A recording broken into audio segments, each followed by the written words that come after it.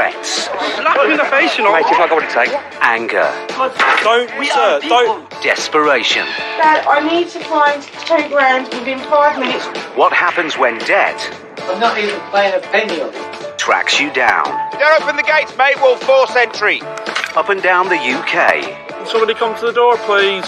we see Britain's most resilient High Court enforcement agents We need immediate police assistance. dealing with every debtor's worst nightmare. It's not a wake-up call most people want.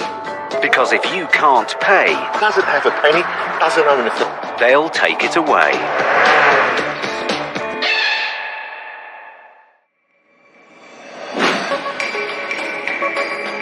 Over the first half of 2017, the number of county court judgments issued against individuals rose to the highest level seen in over a decade. Nearly 600,000 judgments were issued during this period, a 40% increase from the previous year.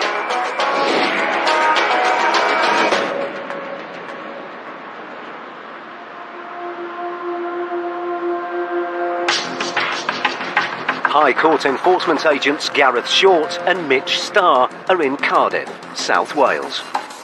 Spoiling, but They're here to recover a debt of over £2,500 owed in unpaid parking fines. We're going to visit Mr. J. Martin.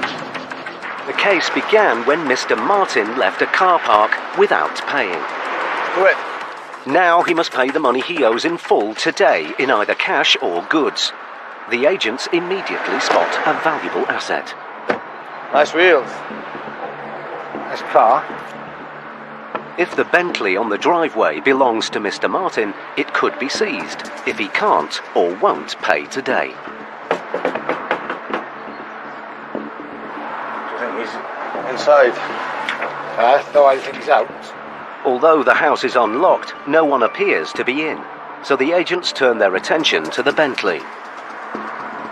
And they're in for a surprise. Who leaves their Bentley open on their drive? Bentley open. I just can't believe someone would leave a Bentley on their drive unlocked in the middle of a city, just asking for it to be nicked, really, you know? Mitch takes a look inside to see whether he can find any evidence that the car belongs to the debtor. Mr. Martin. Good boy. I knew there was a reason why he worked with Hubert. The trade cards are for Mr. Martin's roofing business, evidence that the car could belong to him. Gareth starts an online vehicle check and gets an unexpected result. That registration number is registered to the BMW 318. That should be on a road with that. It's registered to a different car. It seems that the number plate is registered not to the Bentley, but to a white BMW. But then Mitch spots something. Was that BM there? Has that always been there? It appears the agents are being watched. So we've just done a search on the plates on the Bentley. He's coming back as a white BMW. And funny enough, across the road, it's been a white BMW M Sport parked up watching us. So I think that's the dad. So I'm going to go and confront him now. Jonathan, mate, is it? I'm just dropping him off to work, yeah. I think it's Jonathan Martin, mate, to be honest. Who's that? Don't know. Do you have any idea on you, mate? Do you know what, mate? I'm going to show you. because Thanks, you're buddy. doing a job. Thanks, buddy. I appreciate that. The man inside the BMW isn't Mr. Martin. Spidey senses was going then. The guy showed ID to prove he's not a debtor. Otherwise, he's been sat there for the last 10 minutes watching us. The case is taking a complicated turn. But as Gareth suspects that changing number plates could be an offence, he calls for police assistance. Hello, I'm a High Court enforcement agent. Wonder if we can have police assistance, please. We've just found a car on the drive with false plates on it. We've also got somebody parked across the road just watching us. Just wonder if we can have a police officer for assistance, please. Okay, thank you. Right. Any job can be extraordinary. There's so many twists and turns, just never know what's going to happen. So you've always got to have your wits about you. I'd like to say that you've learned from experience, but this job is a constant learning curve because every single job is different. With the police coming, the BMW drives away. And just moments later, another man approaches the agents. What's your name, Louis? Kevin, man. Look for Mr. J. Martin, me, Jonathan. Who's ready to eat? I'll tell you. Are you Jonathan? No, I know. I'm his brother. The man, Kevin Martin, says he'll deal with the writ on his brother Jonathan's behalf. But the agents need the debtor's permission before they can discuss the writ. If we get Jonathan on the phone, if he tells us we can speak to you, we'll tell you. Hello. This is John Martin. Hey, John, all right? Okay, we're High Court enforcement agents. We're a High Court writ against you. I'm his brother. You have enough for your brother to sort this out? Yeah, perfect. Okay, yeah, perfect. Thanks, mate. All right. So you're in possession of a High Court writ. What do I do here now? Two options, mate. The debt can either get paid, or we're going to be lifting this car. So at the moment, the debt stands at £2,269.05. Well, all over a £1 parking ticket per day. I don't know how I'm going to pay this. He can pay it over the phone. Did you give a bill slightly check? Nah, so we don't accept his checks. Let me see what they're coming at. While Kevin tries to arrange payment, Gareth wants to find out whether he's got any connection to the man in the white BMW. Where have you come from, lad? What's that got to do with this? Just taking interest, that's all. You know, where you come from now? That's a leading question. It's a loaded gun. That's a loaded gun. It's not a loaded gun, it's just fucking shit. Just clip the clap, Charles. I'll show you the money, that's it. This routine case is turning out to be anything but straightforward. With no sign of the debtor, and with his brother becoming agitated, it will take all of Gareth and Mitch's experience to get the £2,500 they came for.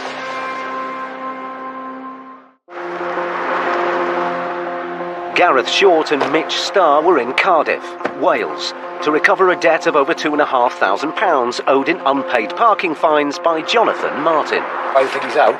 The debtor didn't appear to be in, but the agents found that the valuable Bentley outside was unlocked. Then Gareth discovered that the car's number plate had been swapped with another vehicle. The registration number is registered to the BMW 318. The agents called the police. Police assistance, please. Then a man arrived. What's your name, buddy? Kevin Martin. Okay, man, look for Mr. J. Martin, me, Jonathan. I'm his brother. And became agitated with the agents. This is fucking shit. Just clip the clap, Charles. I'll show you the money, that's it. Confusing. Now, Gareth and Mitch must try to get this complicated case back on track. You can pay over the phone if needs be, mate. He hasn't got to be here, yeah? Kevin phones his brother Jonathan again. No, I'm trying to sort it out for you, right? Right, I can give you £1,000. Okay, we're halfway here then. And then when he comes back on the 26th, he said he'll pay you. Jonathan has offered £1,000 today and the balance paid off in 3 weeks' time. But the agents are duty-bound to try and get payment in full today. We can't wait, unfortunately. So we're commanded by the High Court to come and collect the full balance or remove assets. We'll be the most patient men in the world, mate. If we've got to wait for half an hour or something. You won't get £2,500 a day. Okay, so Leave it at that. Alright, so we'll have to take the car then. Despite the fact that the Bentley has a false number plate, if it belongs to the debtor, it can still be seized. But Kevin has other ideas. That's not even his car. We've got reason to believe it is. We've free cards in there, mate, all sorts in there. That's in Yvonne's name. If we get proof of that, then we leave it. It is in her name. Yeah, we obviously to do a job, we need to see proof for that. Do you want to see the logbook? Logbook's not proof. What's proof then? It's the original sales invoice, so... She got a receipt, probably. She got that, then we leave it. Yeah, but she's in Spain.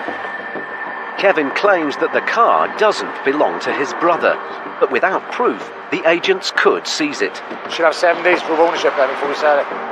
With the car at risk of being removed, Kevin gets back on the phone. I'm calling for the police now. He claims to be calling the police, but Gareth has spotted something. I think she was born yesterday, man. It seems that Kevin's phone is actually switched off. Perhaps what you should do is if you ring 999 on your phone instead of just pretending, you'll speak to the police now. Wasn't born yesterday, mate. No, I didn't. I turned it off before. I just told them my ear then, mate. Ah, right, okay. They always have an inkling if somebody's telling me the truth or not, or if they're hiding the truth. And that's when I'll start to drill down and find ways of getting the truth out of them. If that person's not the debtor, then it is obviously a lot harder. But then it's a bit of a cat and mouse game, to be honest with you. 40 minutes after Gareth called them, the police arrived. Is your phone, mate, is it? No, I have phoned them. It is, mate. This is your goods, mate. After seeing the High Court writ, the officer is keen to have a word with Kevin Martin. Do you have any idea on your I can clarify you were? You've got a driver license with a quick ID on. But then suddenly, Kevin flags down a passing van. Oh, whoa! Right, I'll go with these, I'll be back. So you disappeared, With Kevin gone, the policeman makes a surprising claim. I've reason to believe he's given me enough details and he's the person who court warrants for. That's probably why he's disappeared. It seems the man the agents have been dealing with could actually be the debtor, Jonathan Martin, after all. I've got an officer on the way down here knows him, was going to identify him. Some debtors do think we was born yesterday. I'm very stupid. And I do find that a bit of an insult sometimes. But unfortunately, that's the way they're dealing with the situation. So what you do need to do then is start drilling down on the truth, because ultimately the truth will come out in the wash. 5 minutes later, another officer arrives and shows Gareth a picture of Jonathan Martin. That was the guy who was here, isn't it? Ah, yeah. That was him. Is that him, is it? Yeah. Thanks for that. Dealt with him several times. Is he wanted by you as well, is he? With the man's true identity confirmed by the police, Gareth's keen to know if they're planning on taking any action over the swapped number plate. Is that car going to go, or? We've no power to remove at the moment. No. We've got this parked on the drive. Although it's no insurance, we can't move it off the drive without being stolen. We're going to do some further checks on it. Appreciate that, guys, anyway. Thank you very much. It appears that keeping a car on a driveway with false number plates isn't unlawful, but driving one on a public highway is. With the Bentley now on the police radar, they leave. But just then, another man arrives Right, mate, sir. and makes a surprising offer. I have to pay John's bill. I just asked me to come and pay off for this so we can take the car. Well, you're going to pay his bill, mate, yeah? There's 1,500 quid there, Cool. and then you have a £769 on a card. And then, does that stay there then? If it's all paid, mate, that car stays there. The man doesn't say what his connection is to Jonathan Martin, but he produces £1,500 in cash and pays the remaining balance by card. 76905. Yeah. Happy with that? Well, not really you, but... That don't make a difference to me. No. No, all sorted. Sorry about that, mate. Cheers, thank you very You much. take care, buddy. All the best. Thanks to the mystery donor, Jonathan's debt is paid off in full. Done our job, mate. Happy days. But just before Gareth and Mitch leave, a familiar van approaches. There he is, boys. There he is, jumping out as well. The man the police identified as the debtor has returned. What the policewoman says, She said you were Jonathan, though. yeah, I know. You are, I know. Yeah. Do you know when she went there and she said he's not coming back, did she? Don't know. With Jonathan now being honest with the agents, Gareth wants to find out more about the debt. How did you get that fight? My brother, he had no money on him. So the yellow arm comes up, Aye. car goes out, he went right up the arse of an out car, going out so he hasn't got to pay the pound. Jonathan Martin is now claiming his brother was responsible for the parking offence behind the debt. But still, it's done now and he's going to fucking pay him. The case might have ended with yet another twist, but it's been a good result for the agents. But for us, it's a great result. We got the case paid. Done our job, mate. Happy days.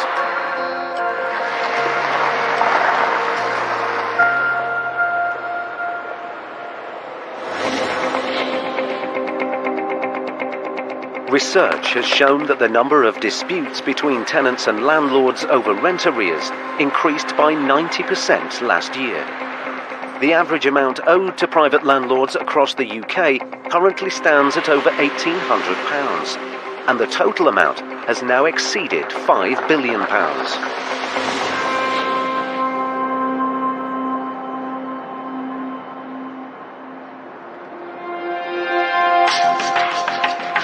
High Court enforcement agents Matt Highway and Gary Ball are in Milton Keynes, Buckinghamshire. They have a writ to collect a debt of over £16,000 owed to a landlord. Who's first today then, mate? We're going to see Mr. Mark Ford and Miss Emma Jackson, who owe £16,500. The defendants, Mark Ford and Emma Jackson, left a rented property 9 months before their tenancy agreement officially came to an end. But their landlord pursued them through the county court to get the rent the couple should have paid him for the remainder of the lease. Dog's looking at me. The landlord won the case, and it's now been escalated to the High Court. Today, the agents have come to the debtor's new address to get the debt paid off in full.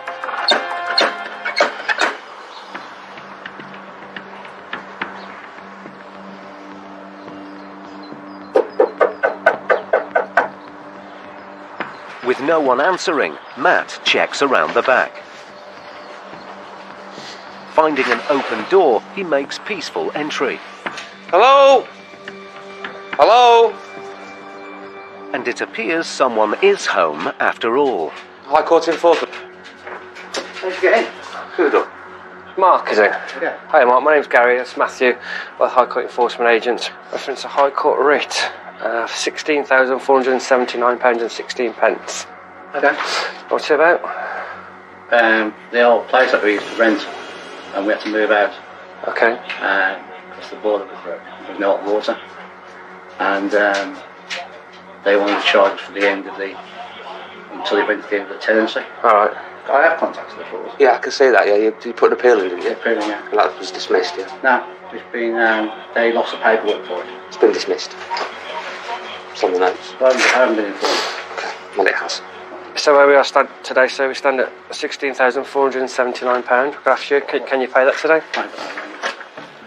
What about Emma, sir? Has she got any funds? But Emma's in Spanish. I can give her a number if you want a number.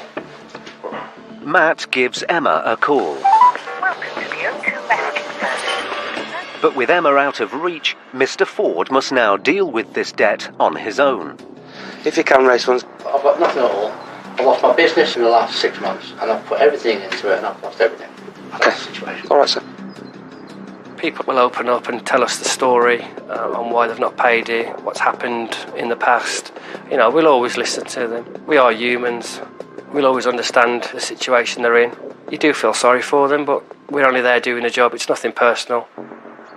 With no offer of payment, the agents must now start an inventory of seizable assets. TV. And Gary immediately spots a set of keys. So is that named on some paperwork somewhere, the vehicle? Yes. You have that paperwork? I haven't got the paperwork right now. No, it'll be seized, unfortunately. Until Mr. Ford proves that the Mercedes doesn't belong to him personally, it can be seized to offset the debt. But as it's worth only £1,000, a fraction of the £16,000 owed, the agents must continue to search for assets of value in the house. And upstairs in the Home Office, Matt's in for a surprise. That feels right, that does. He's found what appears to be a Rolex watch. If genuine, it could be worth in excess of £5,000. But the agents don't know whether it's real or fake. I can never tell, to be fair. I can. It's normally the weight, mate. The weight? For the weight on that. Yeah, it is heavy one. But then, in a drawer, Matt finds yet another luxury watch. That's a tag here. It's a feel like it. I'll keep searching. With another watch found, the agents continue their search. Yeah, I found another watch, another Rolex. It's an Armani as well. And it soon becomes apparent that Mr. Ford is a serious collector of luxury watches. That was my hobby. Armani, Swarovski, Cartier. So you got Tag Heuer, Monaco. The agents have now found 7 designer watches. If they're genuine, Matt and Gary could now be handling assets worth up to £10,000 or more.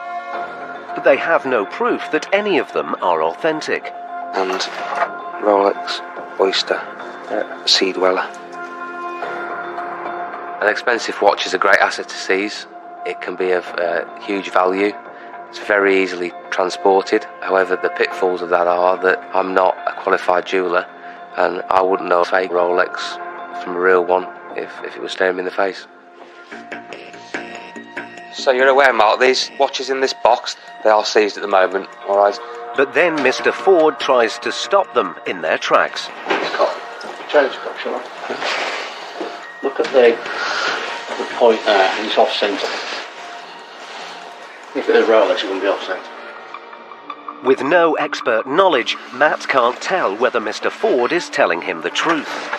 so he goes to speak to a colleague who has experience in this field. Hey mate, you okay? Hiya, mate. You see the 9 o'clock and the 3 o'clock on the black bezel? If you push it gently, it should go down, because that's the pressure release valve on a real Rolex watch. No, mate. No, it's fake then. That's no good then, yeah? It seems that Mr. Ford was telling the truth. With the expensive Rolex confirmed as a fake, it looks like the only asset worth seizing is the car. So Matt requests a tow truck. So you've got recovery for the vehicle coming. All right, mate, no problem. Cheers, mate. Cheers. If you let it go to the stage where you're letting your vehicle go and you're not raising any funds at all and you're not going to come to an agreement with us, you're adding thousands of pounds more to the bill. You're going to be hit with those removal fees and storage fees and sale fees. 30 minutes later, the tow truck arrives for the Mercedes. But as its sale at auction will only clear a small part of the £16,000 Mr. Ford owes, the agents will have no option but to keep the case open, adding further fees to the debt. But then suddenly, Mr. Ford makes Matt an offer. You're taking the car. Yeah. If I give you £1,000 as well. Right. Is that what you're suggesting, is it? Yeah. Okay. I can certainly put it to him, yeah. After saying he couldn't pay anything, Mr. Ford has now offered £1,000. Matt calls the office to see whether this is acceptable to the claimant. What he's suggesting is the value in the vehicle, which is obviously what we value it at, and £1,000 today, with £1,000 a month going forward. Okay, mate. Yep, cheers. I never knock a door thinking I'd like to get a quarter of the debt or half the debt. However, sometimes, when it's not possible to collect the full amount, we need to look at an arrangement. This shows intent from the defendant, it gets a good result for the client, and it also makes them more likely to pay the rest of the remaining debt. A few minutes later, the office calls back. Hello, mate. The client has agreed if we get an additional £1,000 and £1,000 a month. Thanks, cheers. The claimant accepts the offer. Done. Yeah. Bank details? With the £1,000 paid, That's gone in, okay, lovely. Thanks, Rachel. and the Mercedes ready to be sold at public auction, the case is resolved for now. All right, mate. Sorry about the circumstances, but pleasure meeting you. Cheers. But if Mr. Ford doesn't stick to his repayment plan, the agents will be back. I think, Matt, we need to go on a jewellery course, don't we? Yeah. And then maybe oil paintings afterwards? Or paintings, yeah, and then sculptures. Yeah. Wow, that lasted 4.5 hours. Yeah, but a good result. Yeah, good result in the end. And the client. Very difficult one. No? Yeah.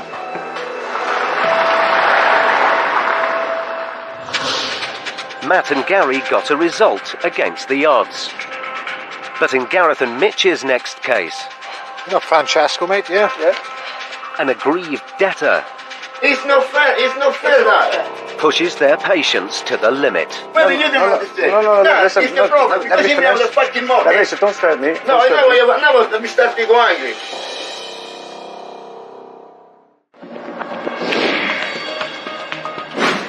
Research has shown that nearly 3/4 of people in the UK come up against unforeseen expenses at least once a year. However, 4 in 10 have less than £100 put aside to cope with unexpected bills, and nearly 17 million people in the UK are at risk of getting into debt due to their low levels of savings.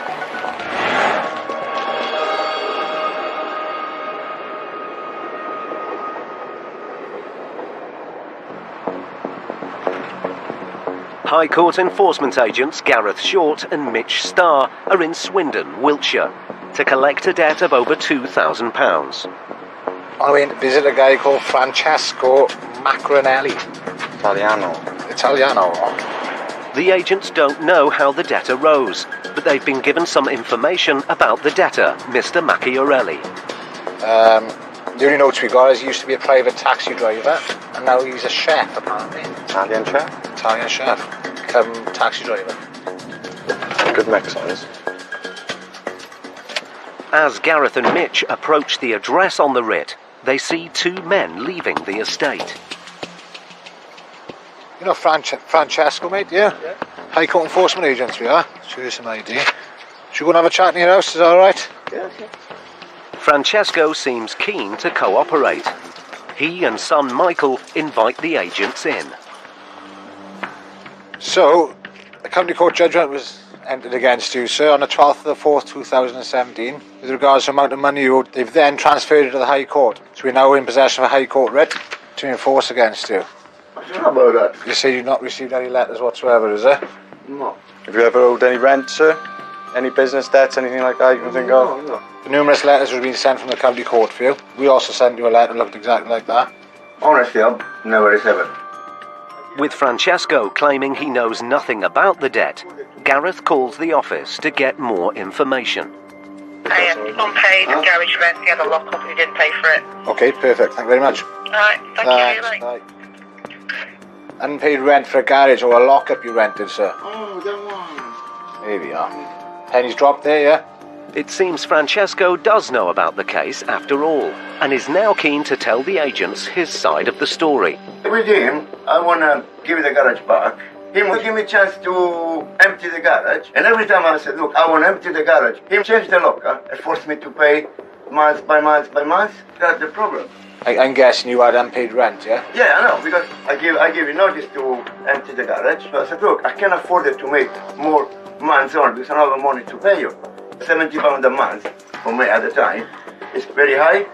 I'm guessing as part of your lease agreement with him, you had to give 2 months' notice. Yeah, but if I not can afford it... Whether you can afford it or not, you agreed to that license or... You must have signed that contract. Whatever the rights and wrongs of the case, Francesco lost in court. Now the agents are duty-bound to get this case resolved today, one way or another. So your debt at the moment stands at £2,234.17. Are you in a position to make payment to us? Oh, no, unfortunately not. I lost my job. If I don't have a chance to pay today, what happened?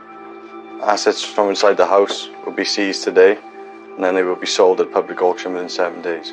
No, well, that is not fair. We'll treat that as a last resort, okay? Let's focus on trying to get the money first. If you say to us, all right, look, I want to make some phone calls, I want to speak to some people, I want to try and get some help, we'll be the most patient men in the world. But instead of trying to raise funds, Francesco seems intent on arguing about the writ. What you've done, for me, is not fair. Did you formally give you notice in to say you want to give you 2 months' notice? I tell you twice, so many times. Did you formally do that? Yeah, voice by voice. By paper. I guess in part of your contract would say you'd have to do it formally. Because unfortunately, I can write English because I'm Italian. So whenever we knock at the defendant's door, it's potentially going to be the worst day of the year, maybe potentially their life. And the first thing they want to do is just get aggravated. Obviously, that's counterproductive for us. We don't want that to happen. So what we normally try and do is let the debtor have 5 to 10 minutes worth of kicking off, and then we try and bring him back down to level. The agents have been in the house for almost 20 minutes, when suddenly Francesco's son, Michael, makes an offer. I have 400 or something. Yeah, but that's without money. That is not fair. You see, that's the problem. But Francesco is still disputing the court judgment. I asked him to stop the agreement. I want to pay all the rest. At the time, he said £400. Instead, him charge more and more and more. He didn't let me empty the garage. Instead, to put more on top. He said, no romper l'anima. Go upstairs, don't worry. I sort this one. With Francesco's wife now involved, Michael tries to calm his father down. There's no point you keep saying the story. It's not fair. It's not fair that. It's not fair. Because if I tell you I can afford you. Sir, your son's speaking a bit of sense here. Do you want to go in the kitchen? Maybe you don't understand. No, it's the problem. Because you have the fucking money. Okay, so don't sweat me. No, I know. Now I'm starting to go angry. Because I tried to stop. Shouting and screaming is not going to help you, sir, okay? I know, but... Do you want to go in the kitchen? No. And have a chat with your son? No. We often get debtors and defendants who are just fixed on why they're in that problem in the first place. but I'm there to get a result. So what I try and do is listen to their story, but bring them back down to the ground and say, I'm not there to deal with disputes, unfortunately. The county court judge has already agreed that you owe this money. So there's no point having a go at me about it. You might as well work with me. With the situation at a stalemate, the agents have to make it clear that despite his argument with the claimant, the writ is live and must be enforced today. Can you see why we're here? Yeah, I know. Perfect, okay. So we're going around in circles at the moment. I definitely sympathise with you saying you lost your job, but unfortunately we've got a High Court writ to enforce. So that's £2,234.17 is paid to us. We can look to remove assets. Yeah, I know. Which is the last thing we want to do. But just then, Francesco receives a call. Just one second. Oh, Christian. Ci stanno un grande problema. Puoi venire un minuto a casa? Manager called me, and now he come and try to sort out. So you got a family member on the way, have you? Yeah. So we need 1,800. If his nephew comes in, because he can't help, could we do a couple more phone calls just to see? If you want to make phone calls, we'll happily wait. You want to believe or not, I don't care. You just come here and want to take my stuff off. No, that's the last thing I want to do. No, he's come here to do his job. But despite his son and now another relative trying their hardest to help, Francesco is not backing down. The bastard? Yeah, but because you have a fucking money.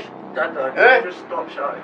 No, because You need to calm down and listen to your son, so he's speaking some sense there. No, because the fucking bastard, because you have the fucking money, do whatever he wanted. And steal the money for the poor people. I don't have any help at all. I understand your stress, but you need to calm down, take a breath, have a cup of tea. And No. Be honest with you, I tell you, if I see that guy on the road, I don't know what's going on. Well, you're going to get yourself in trouble then. You're going to end up at the back of a police van. But then Francesco's nephew, Christian, arrives. Quanti soldi ci vuoi? Serve proprio 1.800 sterline.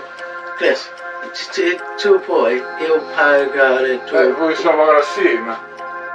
Christian agrees to help pay off his uncle's debt. That's 481 into your account, and the rest Chris will pay it.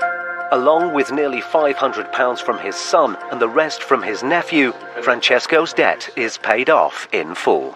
It's a good thing you came when we were leaving, because otherwise... Couldn't believe that. Yeah. I don't expect it, honestly.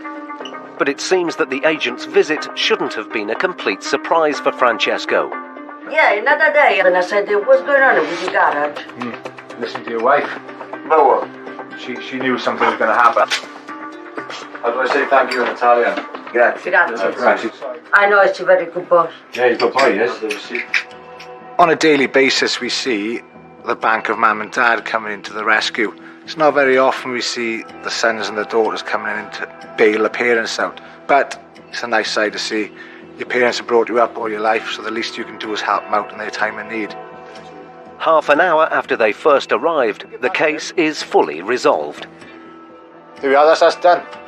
Yep. Francesco, hopefully you won't see each other again now, yeah? I hope not. Just make sure you sort this out properly, listen to your son, keep him in line, right? Michael, thanks buddy. Michael, it's been a pleasure, mate. Good work. It shows how much family can mean to you sometimes. The son and the nephew pulling together to get the dad out of trouble was brilliant. It's nice to see that you can always rely on family.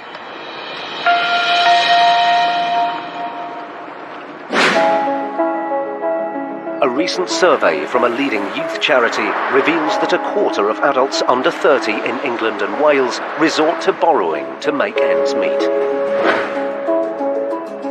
Nearly half of all young adults are running out of cash each month, while over 1 in 10 have had to skip meals due to financial difficulties.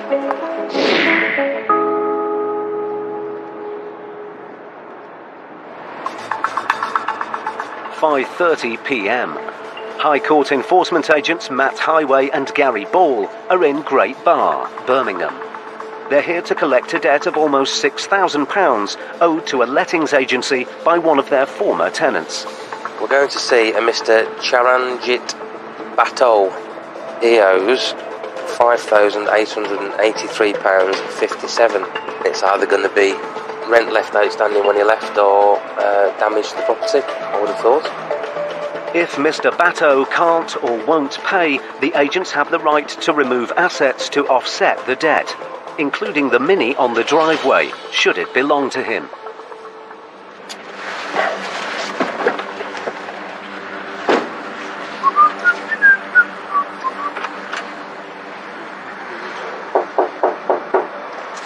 Looks almost empty, doesn't it? The house is unlocked, but nobody seems to be in.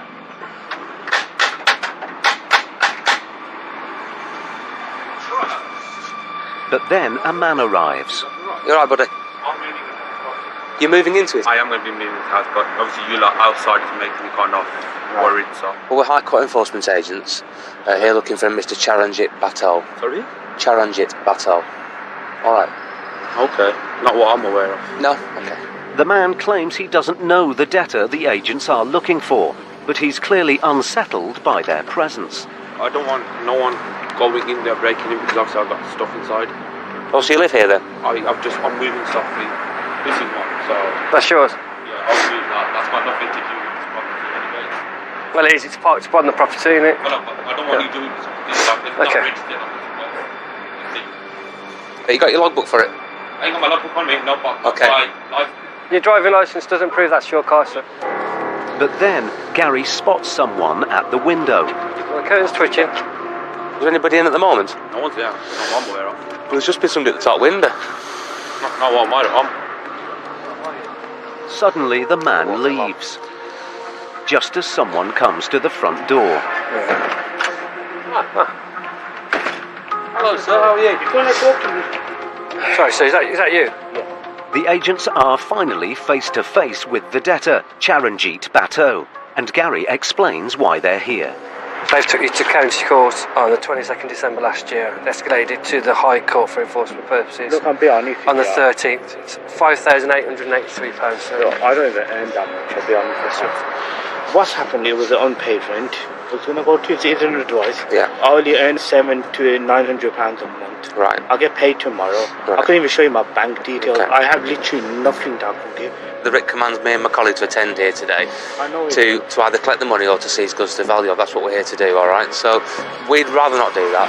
But just then, a woman comes to the door. I need to move my car from the drive. The car's staying where it is at the moment. With two people now claiming to own the car on the debtor's drive, the agents don't know who is telling them the truth. It's going to take all of Matt and Gary's skills to get the £6,000 they came for.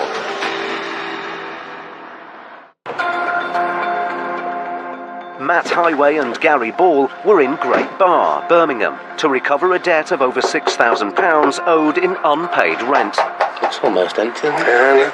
Matt and Gary found a car on the driveway that could be seized to offset the debt, but then a man arrived and claimed he owned it. That's got nothing to do with this property. The debtor, Charanjit Patel, said he couldn't afford to pay. I couldn't even show you my bank details. I have literally nothing that I can give. But then a friend of his also claimed to own the car on the drive. I need to move my car from the drive. The car's staying where it is at the moment. Now, the agents need to get to the bottom of this confusing case. Let's do first things first. Is that your car? Have you got logbook for it, or...? She's got it at home.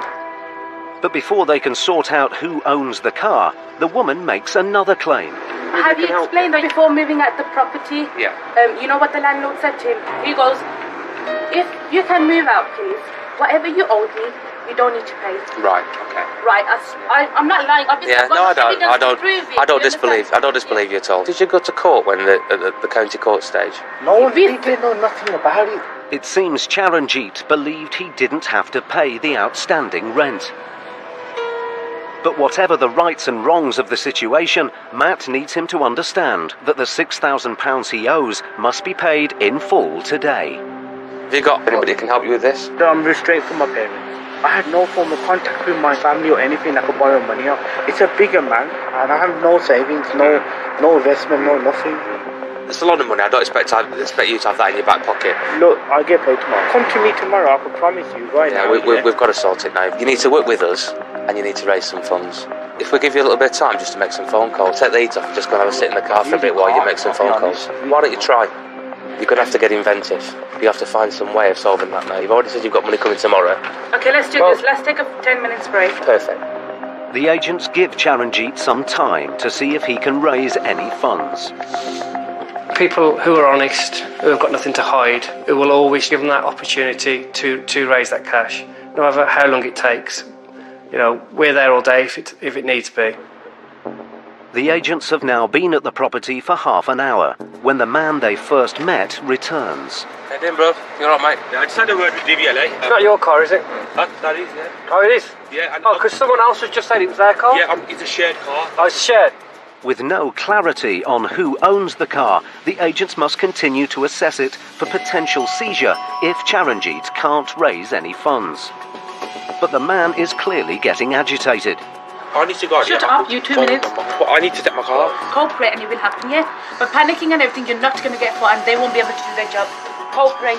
Trust me. We're trying to be as calm as possible, aren't There we? you go. So if All they right. get calm, we stay calm before it goes out of hand. Charanjit decides to talk to his neighbour. So let's chat with his neighbour now.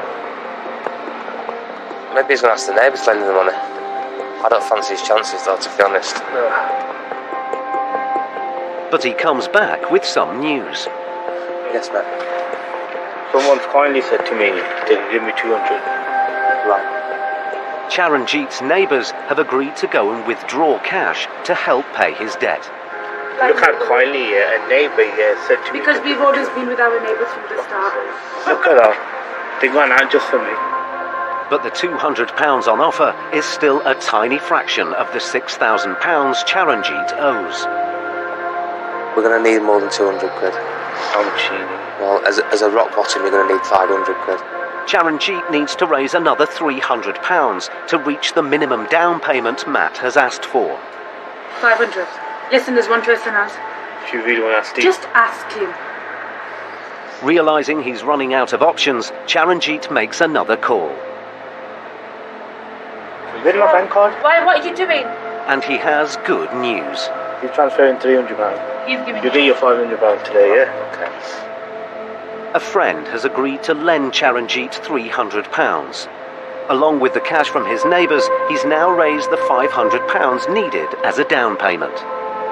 How sweet is that, man? You can tell nice people when they've got neighbours that are willing to help Our out. neighbours are The agents now have to work out a payment plan to pay off the £5,500 balance.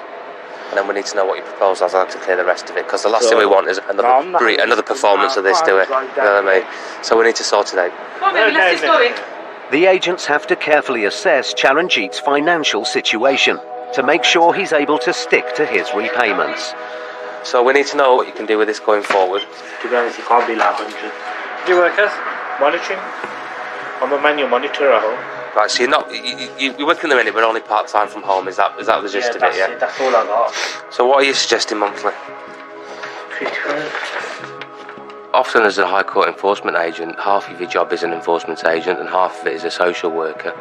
We will hear the full story about what the defendant's been through recently, been through in his life, what his situation is like at the moment. But what it does for us is it builds a picture of the defendant, how likely they are able to pay this debt off, and, you know, where we can go with the case next.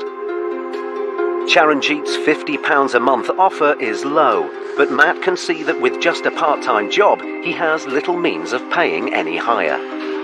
I'll accept it provisionally because of your circumstances, alright? I can't get in touch with the clients at the minute anyway. Tomorrow, once the office is open, I'll give them a call and I'll tell them about your circumstances and show them the evidence we've seen. Alright, mate, so you've got everything you need, yeah? Yeah. The case is resolved for now, but if Charanjit doesn't stick to his repayment plan, the agents will be back. Lads, you've been the best. It's been an unusual case, but thanks to the kindness of Charanjit's friends, the agents got a result. That's from next door, can you believe that? Nice to have nice neighbours.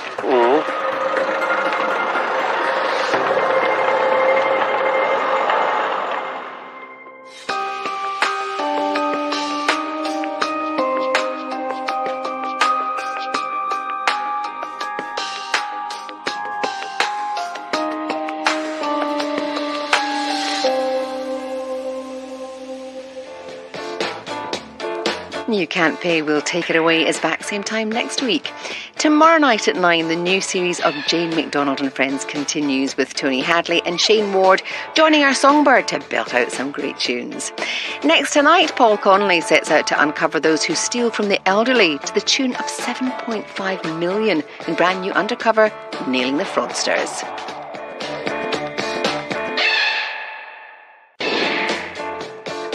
threats. Slap him in the face, you know. Mate, if I got what it takes. Anger. Don't, sir, don't. Desperation. Dad, I need to find £2,000 within 5 minutes. What happens when debt I'm not even paying a penny of it. tracks you down? Don't open the gates, mate. We'll force entry. Up and down the UK. Can somebody come to the door, please? We see Britain's most resilient High Court enforcement agents. We need immediate police assistance. Dealing with every debtor's worst nightmare. It's not a wake-up call most people want. Because if you can't pay, Doesn't have a penny, doesn't own a thing. they'll take it away.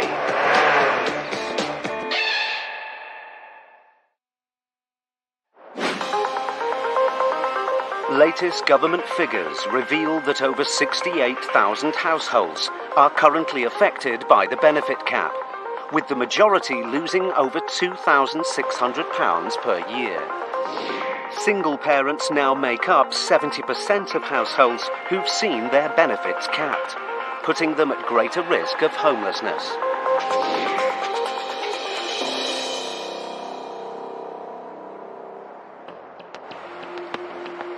High Court enforcement agents Stuart McCracken and Elmore Victor are on their way to Hyde, Manchester, but this isn't going to be a straightforward case. We have got a combined writ of control and a writ of possession. Oh, you're joking. I am not. I wish I was. The agents have two jobs to do here. The first is to repossess the house, while the other is to recover rent arrears. How much does he owe? The balance at the moment is £8,283. The tenant, who lives in the property with his teenage son, has not paid any rent for 18 months. The landlord took the case to the High Court, and now the tenant must leave today. So what do you think? What is he going to do? He's going to pay in full. And then start packing. And then start packing. Chance will be a fine thing. We can only hope. We can only hope. But on arrival at the property, Stuart and Vic are in for a shock. Oh my god, that looks like a squat. Look at the lovely houses next door, and this one at the end. How's the landlord let it get to this?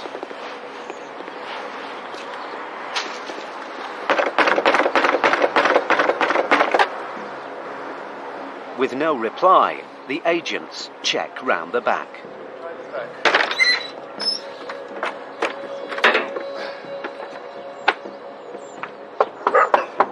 Dog.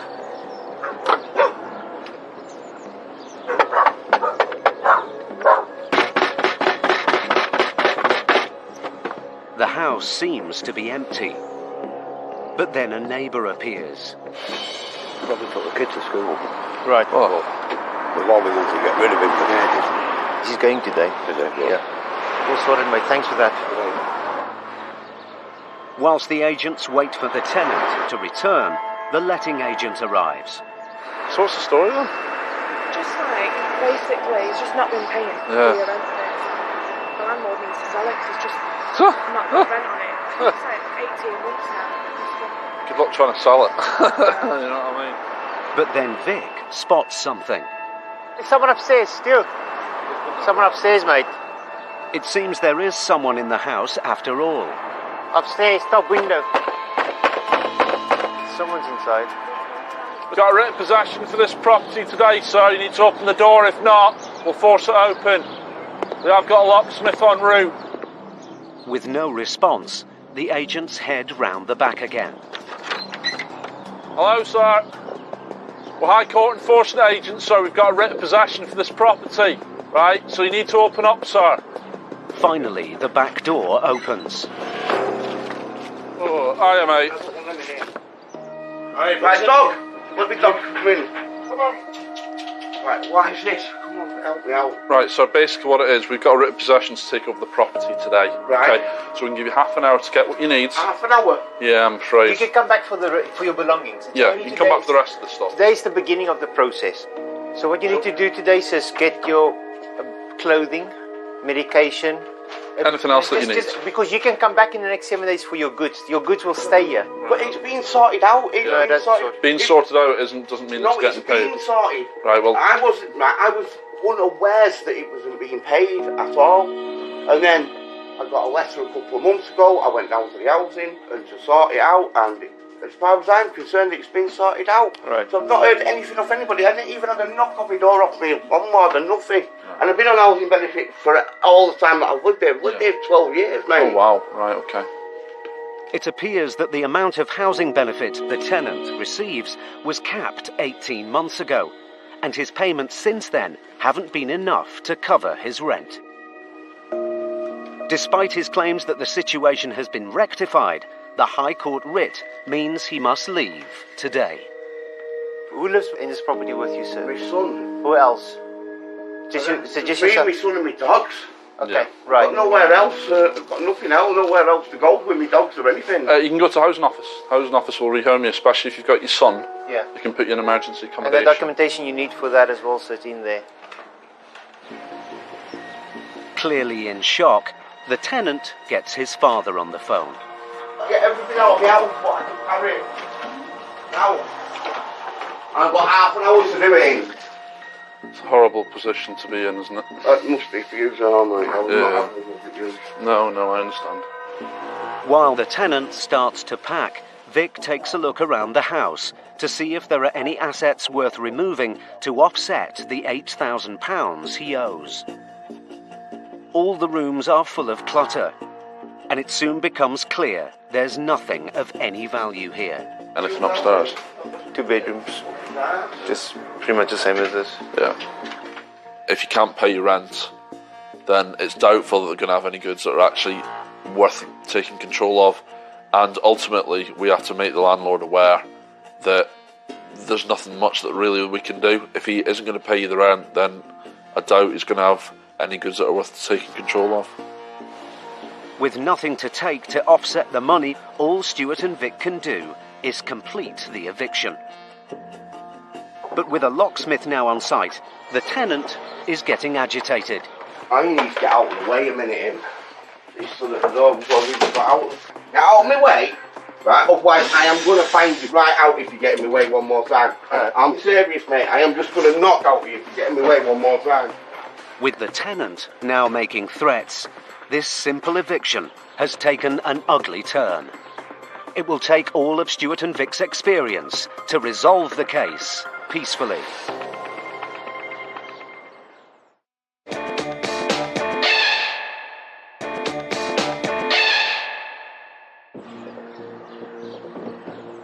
High Court enforcement agents Stuart McCracken and Elmore Victor were in Hyde, Manchester, to evict a tenant who was over £8,000 in rent arrears. Upstairs, top window. Someone's inside.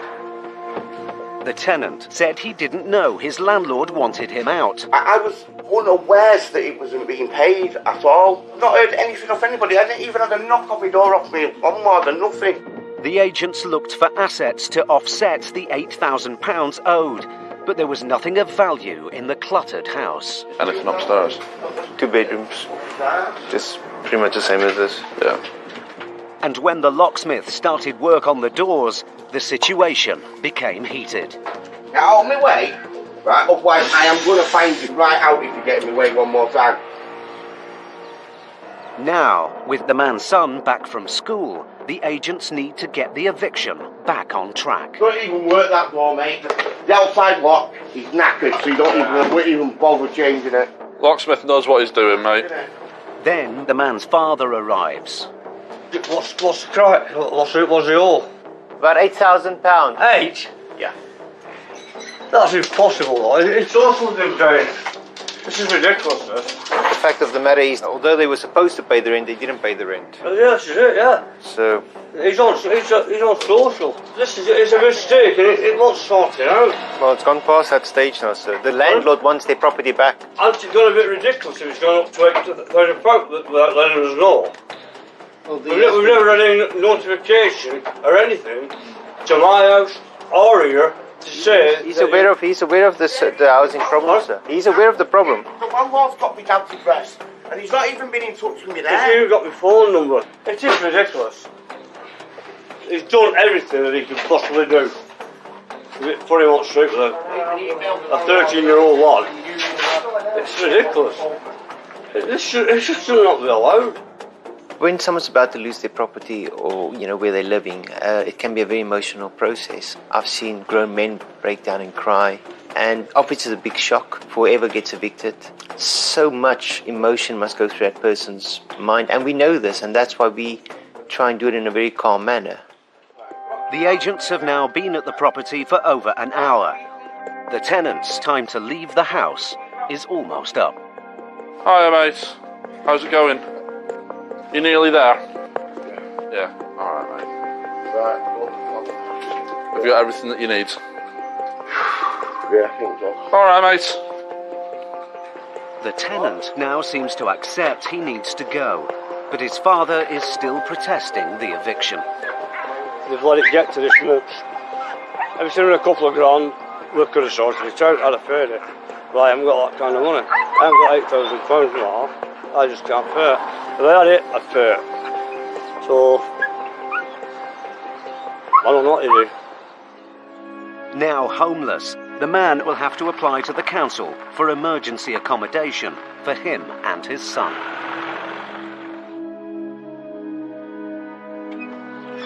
With the house back in the landlord's control, the letting agent can finally see the state of the property. Yeah. Smells fresh, doesn't it? It absolutely stinks. Oh. Like, literally, I am in a state of shock, I'm not gonna lie. Go look at the roof. Oh no. Yeah, I do feel in some cases for the landlord, because he's out of pocket on the rent side, and now he's got to spend more money on the property to get it back to the level so he can actually rent it out again. With the locks changed, the eviction is now complete. Right, been an absolute pleasure as always. Thank you. Alright. I'm adjust. Cheers, see you later. Tell you what, mate, we see some things, don't we? Yeah. It's like most possessions, you never know what you're going to get till you really get inside the property. To be fair, on this one you've had warning signs, the garden's overgrown. You can smell the property outside, really. The house itself is completely ruined. I reckon you need a good 30 grand to get that house back up to scratch again.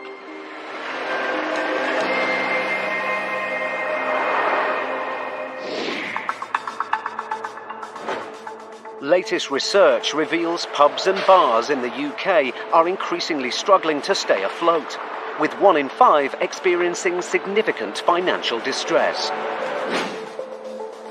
It's estimated that 4 in 10 pubs in England will face increased business rates in 2017, putting them at risk of closure.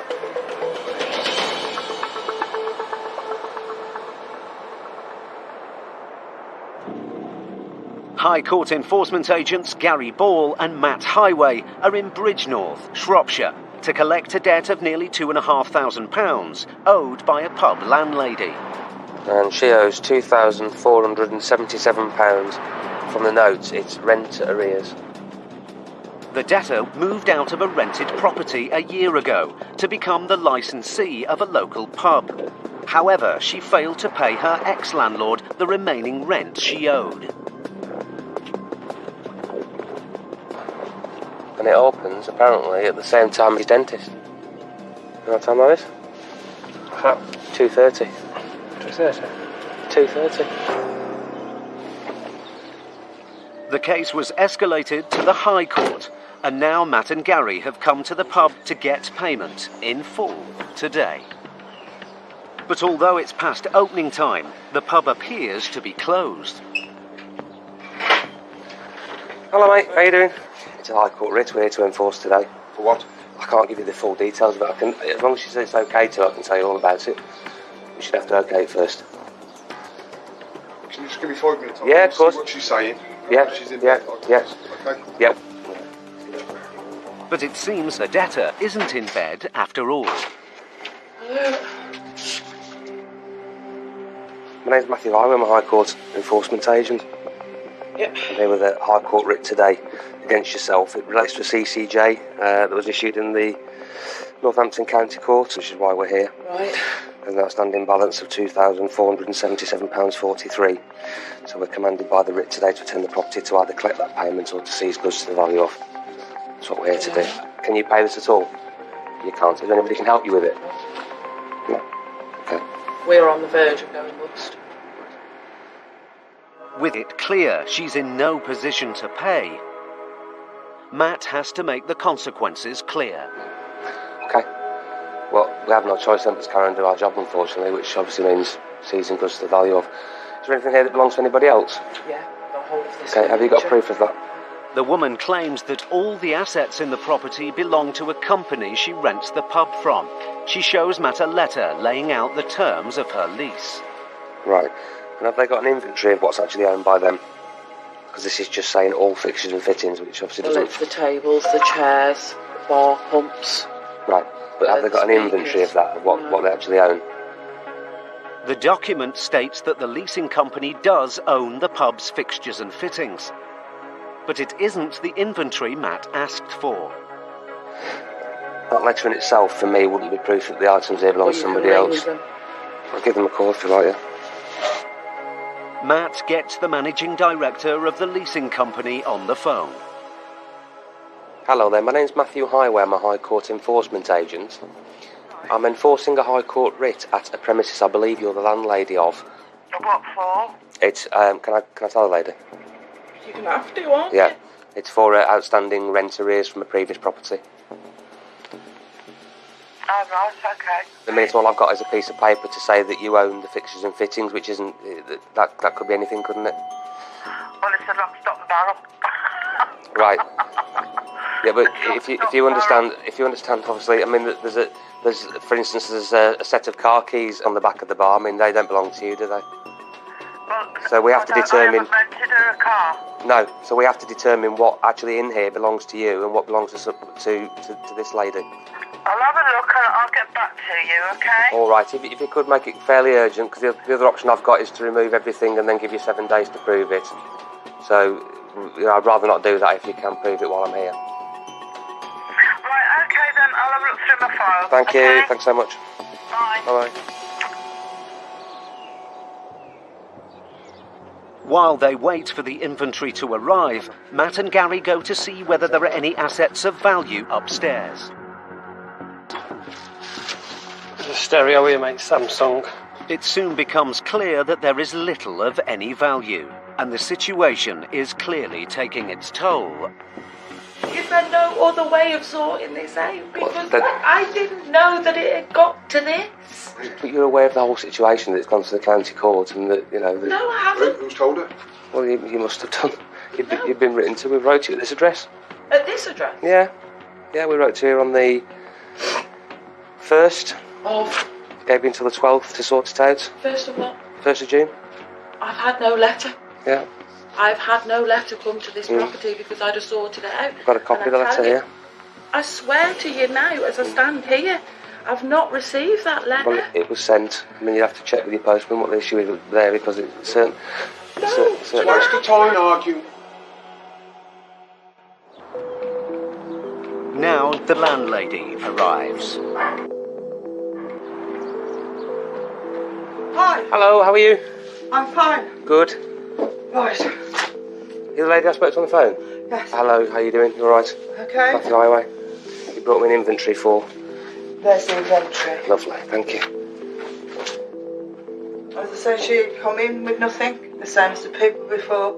We own everything. They come in with nothing, they just pay the rent for renting it. Yeah, that's fine. Obviously, we have a job to do and we have to prove that. Unfortunately, we can't just go back and say, well, somebody said that, you know, it belongs to somebody else. So, but that's fine. I accept that. Smashing. Thank you very much for that. Appreciate it. Okay, thank you. With proof that the company owns most things of value in the building, the agents are running out of options. So Gary goes to fetch the set of keys they spotted earlier and goes out to find the car. Worth about £200. With the car not worth the cost of removing, the agents have reached a stalemate. What happens like now? She can't find the money. Well, she owns nothing. At the minute, well, we'll have to come back. How much does she owe? £2,477.43. But then the landlady suddenly leaves. The debtor now wants to tell former pub landlord Matt more about how she got into this situation. We moved here to make a better life and it's just absolutely crippled us. What is it, the rent on the building? Is it really high? How much is the rent? £1,600 a month. That is a lot, isn't it? I know you're not even interested. We took 30 Oh, yeah. last night. I am interested and I understand your situation. I've been there and I understand it. I run pubs for a long time, a lot of years. It's a big whack of money to find every month, isn't it? 1,600 quid. And if the trade's not doing it downstairs, that's how you get into a situation, isn't it? These pubs just don't make money anymore, Gary. We've tried everything. And I mean everything. But just then, the landlady comes back to the pub and she makes an unexpected offer. Will you accept £1,000 at this moment in time till she can try and sort something out? I can check with the claimant whether they're happy to accept £1,000. So that will leave £1,477. 1,477.43. Give me an offer of arrangement for the rest of that money. Alright. I'll contact the claimant now. Matt rings the office to see if the claimant will accept a £1,000 payment today, together with £100 a month to settle the balance. Could you contact the client? Okay, I'll get on to it now, mate. Thanks, mate. Cheers. The landlady leaves to go and fetch the £1,000 she's offered. So doing our job, we meet lots of bad people. It's really refreshing when you meet some nice people that are willing to help out their friends or tenants at a time of need. It really is like a breath of fresh air. 5 minutes later, the office call back. Hiya. Yeah, I spoke to the client. Yeah, it's okay, but she needs to go on a 3-month review because obviously it's a pub, isn't it? So if trade gets a bit better, she might have more cash. Right, okay, I'll make that clear. So it's been accepted then with a 3-month review. So in 3 months they want to have a look at it again and see whether its situation's changed or not. Moments later, the landlady returns with £1,000 in cash.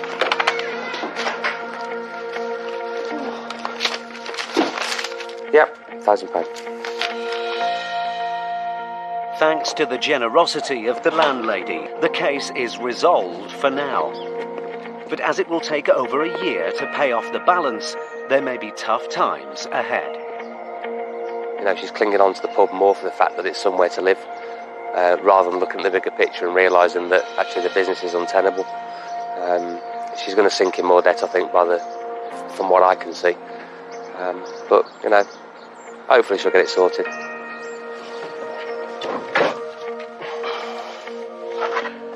Really struggling. £1,000. Poor girl.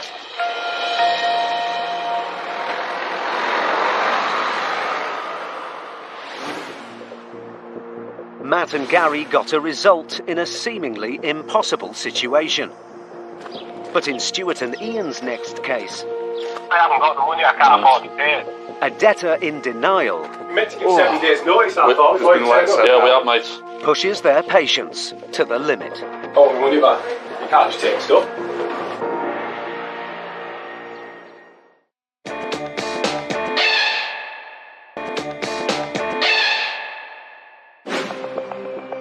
Research has shown that there are 4.8 million self-employed workers in the UK, and the numbers are on the rise. However, the average value of self-employed earnings has dropped by more than a fifth since the beginning of the financial crisis. And over 50% of workers in this sector seriously worry about their personal finances.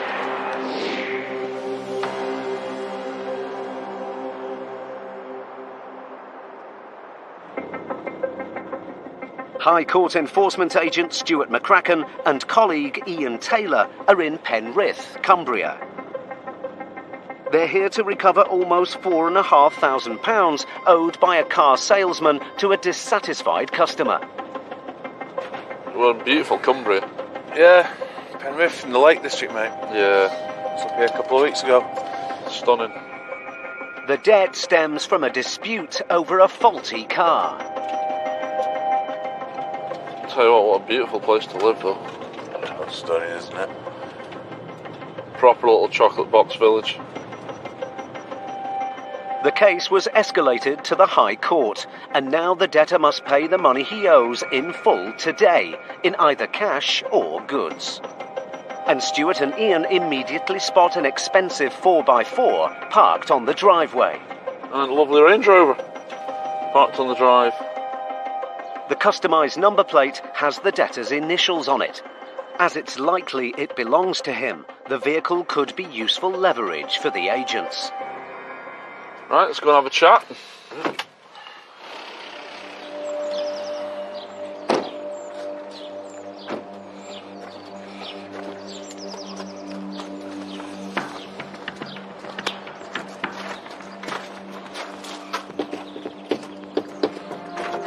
Good morning, you okay? I'm after...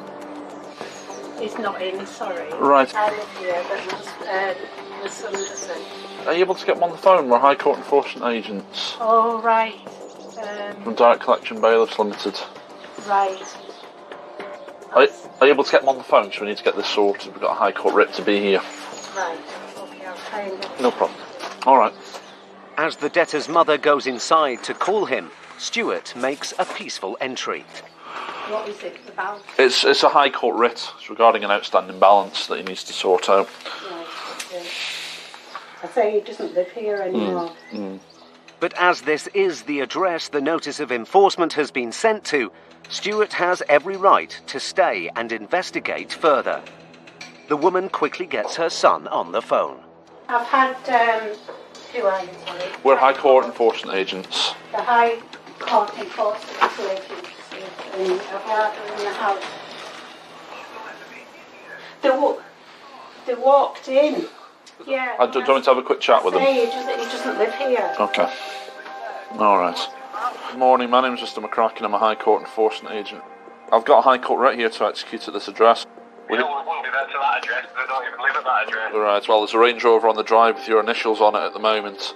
No, that's not. It's my dad's car. Is it? Okay, we need to see some documentation for that. I lived in the house. Yeah, no problem. We're literally here to collect a balance of £4,359. I've already rang up. I haven't got the money. I can't afford to pay it. Okay, so what we'll have to do is start removing goods from this address. There's nothing there in my name, so you can't repair it. So you need to see what you can do to try and raise this balance, okay? So I'll pass you back. There you go. Yeah. No. They're standing in the hall. You need to get here. I shouldn't have to deal with this. Are you coming up now?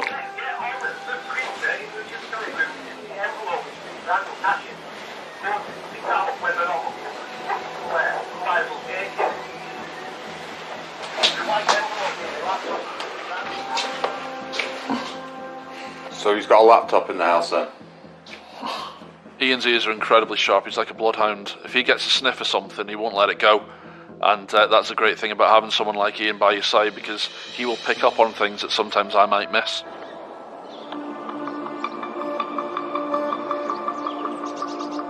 So you on your way up now?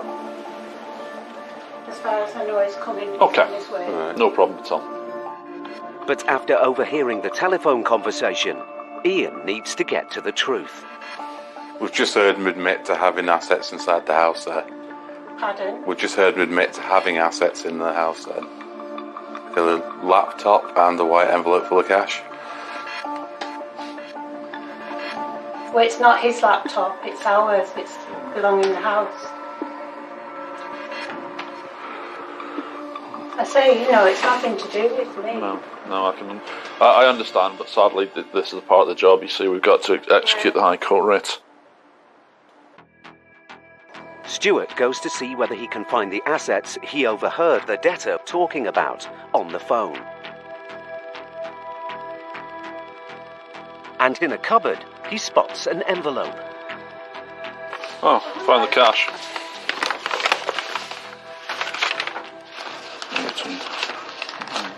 How much is there? I've got 2,350. Do you want to double check that, mate? Stuart is confident that the cash in the envelope does belong to the debtor, but before he seizes it, he calls the office for advice. I just thought I'd bring you up to speed just regards to this case. We've come to the property.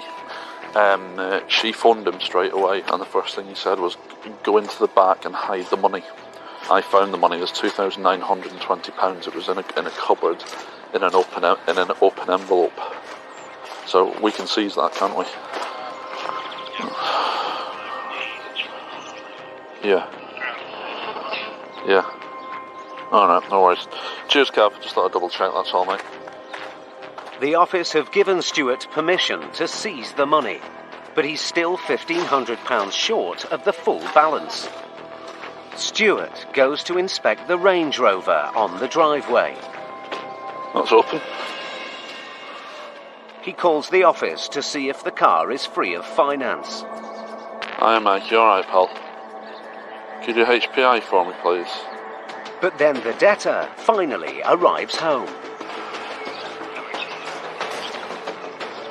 Gotta go. And he wants answers. You meant to give 7 days notice, I thought. Just been let send out. We've not received it. You say that all the time. I've not seen it. You say that's an excuse. You have not sent a letter out. So I haven't complained. Where's it at then? Where's it at? I'll go and get a copy of it if you want. No, I want to see the original that's come. Why would we see the original? It'd be at your house. Well, I can't afford to pay it. Well, we've already got £2,920. It's not my money. Well, you just said, Mum, go and hide my money. Yeah, it's not my money. It's my car I stole from my dad. I'm ringing the police because you can't come in. Honestly, ring the police, no problem at all. I want my money back. You can't just take stuff. Yes, we can. You can't. How can you? Because we've got a high court writ, sir. We need the remaining amount. If we do start removing goods, it goes up to £5,191. I can't. It's ringing my dad's house. I know you can't. But then, realising that the debt could escalate if he doesn't face it head-on, the man makes a U-turn. So what is it about? I'll just pay it. Yeah. Right, 4,359.56. Minus. 1,400 or something. Yeah. So how can you pay it? I'll just pay it. Is this the card here, sir? With the nearly £4,500 paid in full, Stuart and Ian's perseverance has paid off. See you later, mate. Take it easy anyway, alright? Okay. Alright. Thanks a lot. See you later. Right. Sorted. Job done. Right, let's go, mate. I tell you what. Why would you put your parents through all that?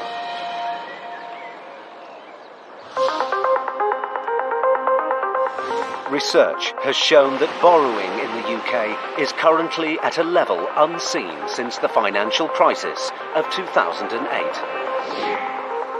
A leading UK advisory body in England and Wales deals with an average of nearly 3,500 new debt problems every day.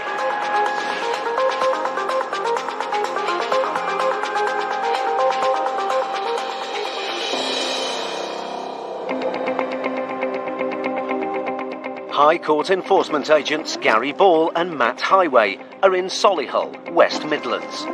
They're here to recover almost £10,000 owed to a car finance company.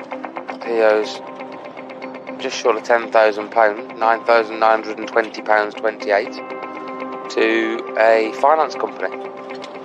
Is this a nice area, Solihull? It is nice round here. The debtor bought a car on finance, but failed to stick to his repayment agreement or return the car. And a TT outside. The finance company took the case to the county court. The company then escalated it to the High Court, and now the debtor must pay the money he owes in full today. Hello. Hello, sir, good morning. He's not here. No, can you call him for me? Is it your son or? No, he's not my son. Brother? He's my older brother. Your older brother? No, sorry, my younger brother. Oh, right, okay. Could you give him a call for us then, please, sir? Yeah. Thank I haven't you. got his number. You don't have your brother's number? Yeah. He does stay here, but he's not here at the moment. I haven't got a number for him. So. Right, okay. All right, explain the situation to you then, sir. So, my name's Matthew White. I'm a High Court enforcement agent, and we're commanded to attend the property today to either collect the payments or to seize goods to the value of. That's what we're here to do. So, you're adamant that you're not able to contact your brother? If Right. you give me your details, yeah, and I can get him to contact you. No, that's fine. We'll carry on and do our job, sir. Thank you. Suspicious of the man's claims that he can't contact his own brother, the agents make peaceful entry into the house so they can investigate further. My dad's dead. Sorry. All right, okay. So is the property near that belongs to your dad, is it? Yes, it does, yeah. Okay, well, he's going to need to prove that then, sir. So if there's items of the property that do belong to your father, you need to prove that to us. We've been living here for about 37, 38 years. So we can't give you receipts for everything. So otherwise, I suggest that we contact your brother and we can deal with him rather than have to go down that line. But we're here to get the matter resolved, okay? Will you take a seat? Yes, of course, sir, yeah. Smashing. Thank you. It appears that the man does have his brother's number, after all. You know when someone says to me, I don't have a contact number for my brother? Yeah. Really hard to believe, isn't it? We get lied to every day, hundreds of times per day. You know, when we hear a lie, we know it's a lie straight away. We'd love it if people just told the truth straight away, but they never do. I think it's a bit of a human nature. You know, if you deny anyone being there, then they think they might, turn around and go away. But, we'll always dig a bit deeper. 10 minutes after the agents arrived, the man still hasn't been able to make contact with his brother. Hey, who's trying to get hold of him, sir? Sorry? Who's trying to get hold of him? Who's trying to get hold of him? Yeah. I just rang his wife. You rang his wife? Yeah. Okay, so we should be getting a call any minute. Yeah. It's like a massive shock to me. With the debtor seemingly out of reach, the agents have no choice but to start looking for assets belonging to him to seize. Can I wait for the call mouse? Have a look round. Yeah.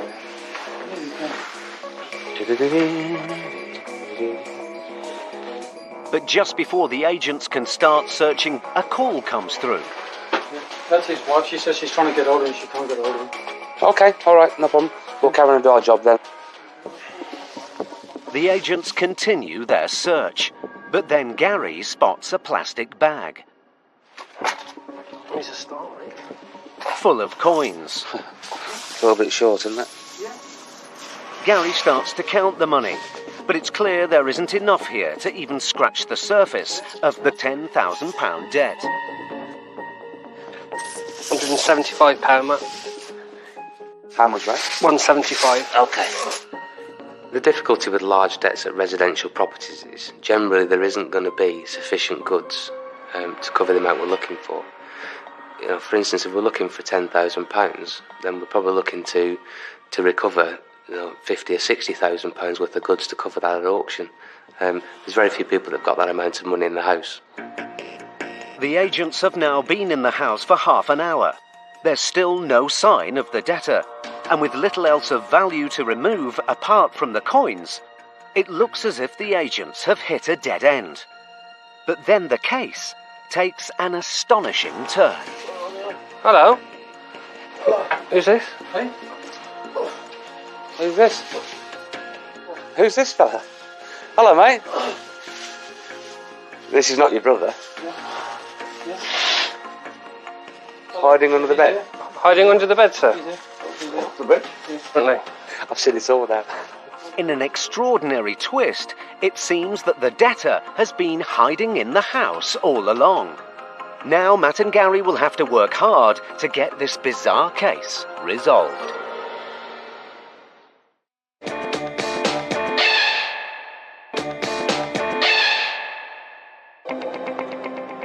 Matt Highway and Gary Ball were in Solihull, collecting a debt of nearly £10,000 owed to a car finance company.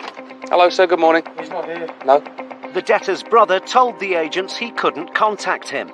He does stay here, but he's not here at the moment, and I haven't got a number for him. So Matt and Gary began a search of the debtor's room, but all they found was a bag of coins. £175, Matt. But then the case took an extraordinary turn. Who's this fella? Hello, mate. This is not your brother. Hiding under the bed? Hiding under the bed, sir? The bed? Now that the agents are face to face with the elusive debtor, they need to get this case resolved one way or another. He's here apparently. Yeah, apparently he was sleeping on the floor. So if you think that I believe that you didn't know the gentleman was here, well, all right, and he didn't know that we were here, then you're insulting my intelligence. I didn't know. He's hiding under a quilt, sir. Yeah. I don't go around. Yeah, I know. Looking under quilts. I'm just saying that I'm just saying to you that we've been in and out here, and I've been sitting here talking. I think you know exactly what's the matter, sir.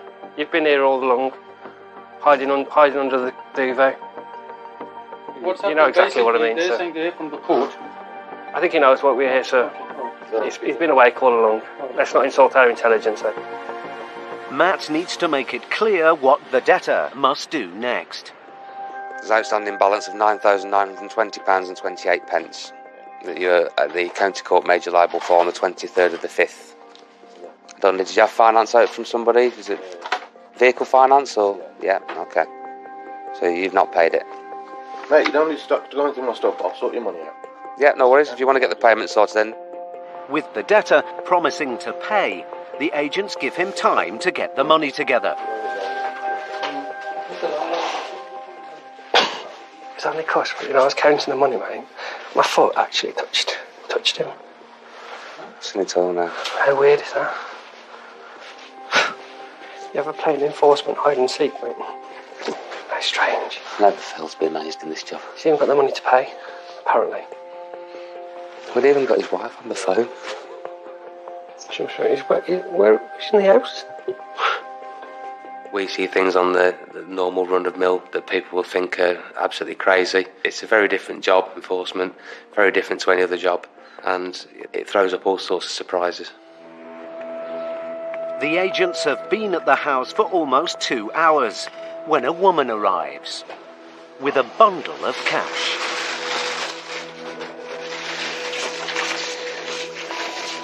You got that, mate?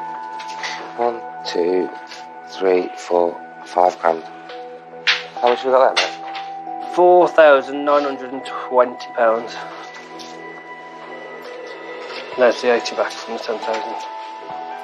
After trying to evade the agents, the debt is paid off in full.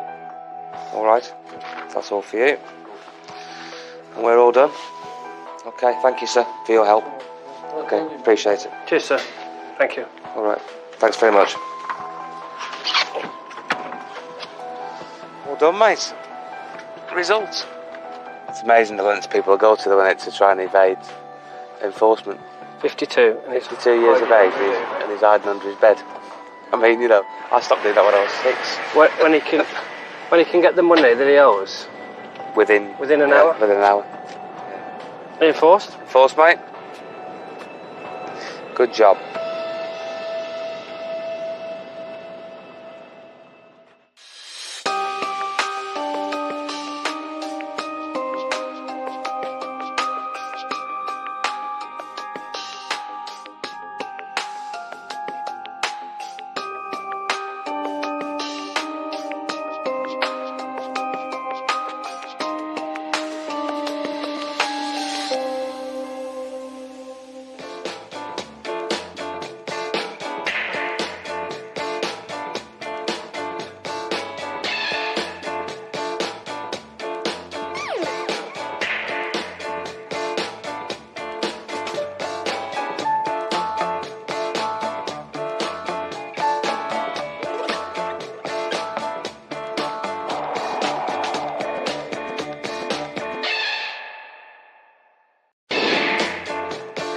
Threats. Slap in the face, you know. Mate, you've not got what it takes. Anger. Don't. Desperation. Dad, I need to find 2 grand within 5 minutes. What happens when debt I'm not even paying a penny of it. tracks you down? Don't open the gates, mate. We'll force entry. Up and down the UK, Can somebody come to the door, please? we see Britain's most resilient High Court enforcement agents We need immediate police assistance. dealing with every debtor's worst nightmare. It's not a wake-up call most people want. Because if you can't pay, Doesn't have a penny, doesn't own anything. they'll take it away.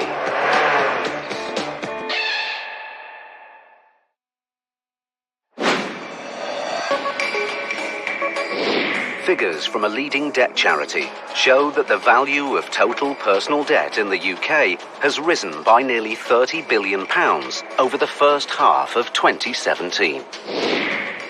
A third of people who took part in a recent survey have seen an increase in their debts as a result of the rising cost of living. 1 in 3 admit that they rely on credit to get by every month.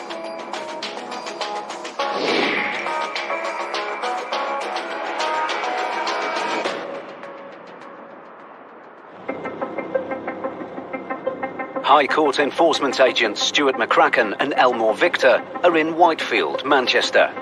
They have a writ to collect a debt of just under £4,000 owed by a former pub landlord to a firm of architects. Let's go see if he's in. Let's hope he's in.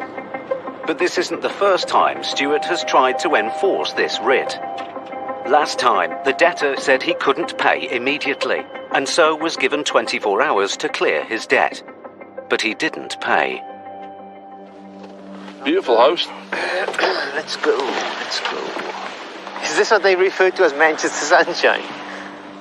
Now the agents need to get this case resolved for good, one way or another.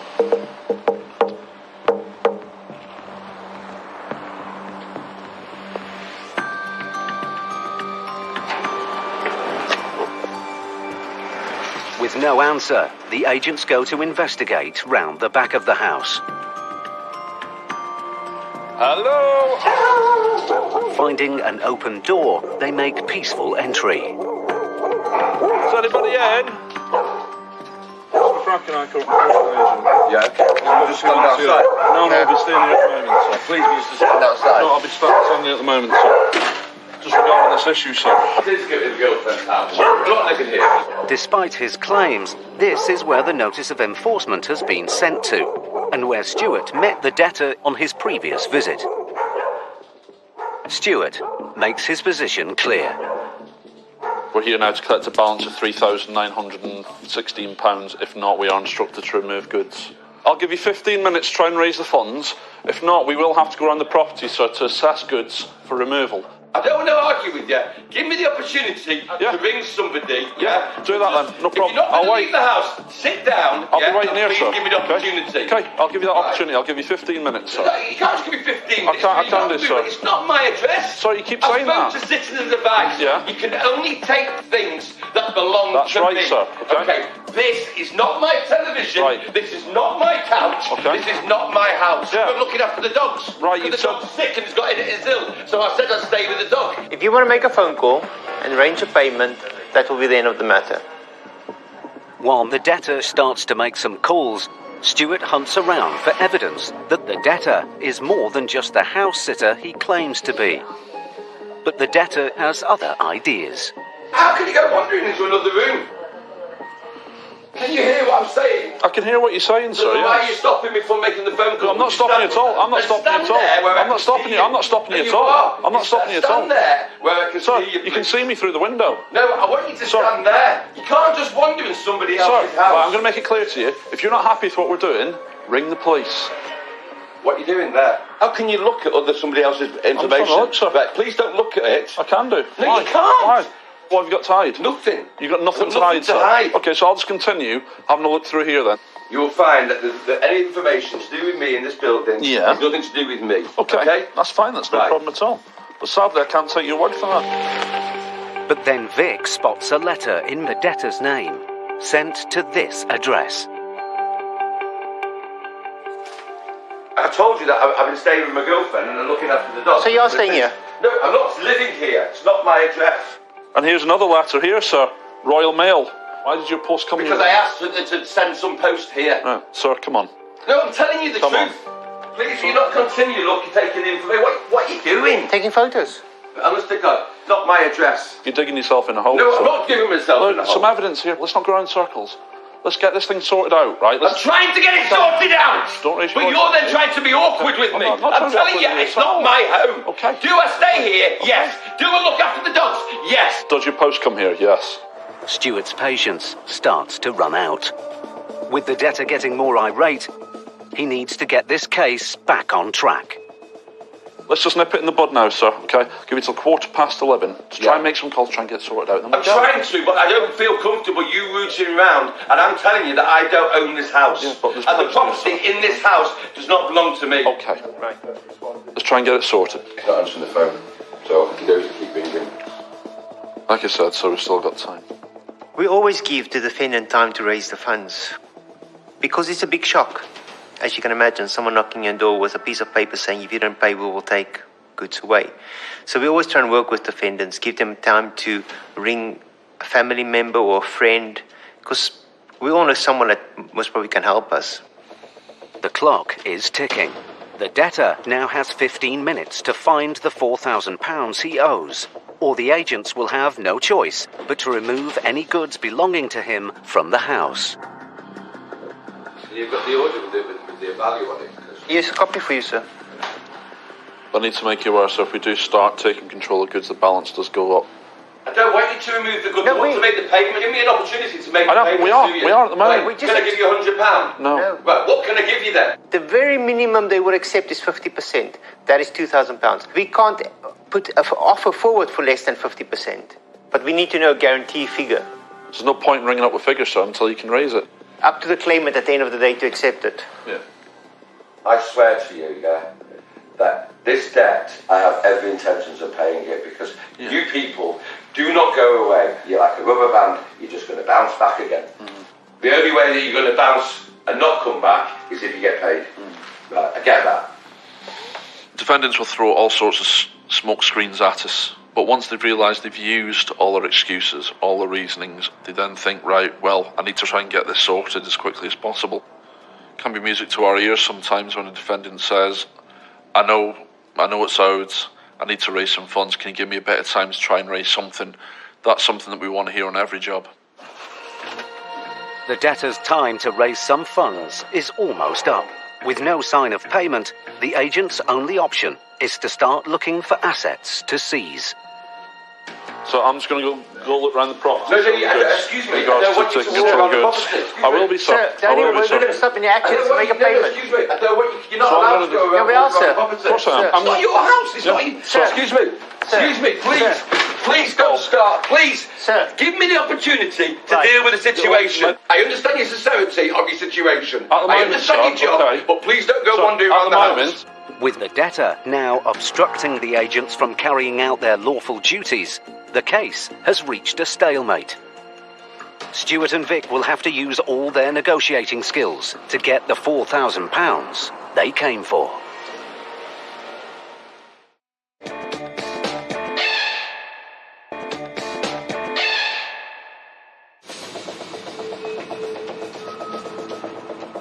High Court enforcement agents Stuart McCracken and Elmore Victor are in Whitefield, Manchester, to collect a debt of just under £4,000.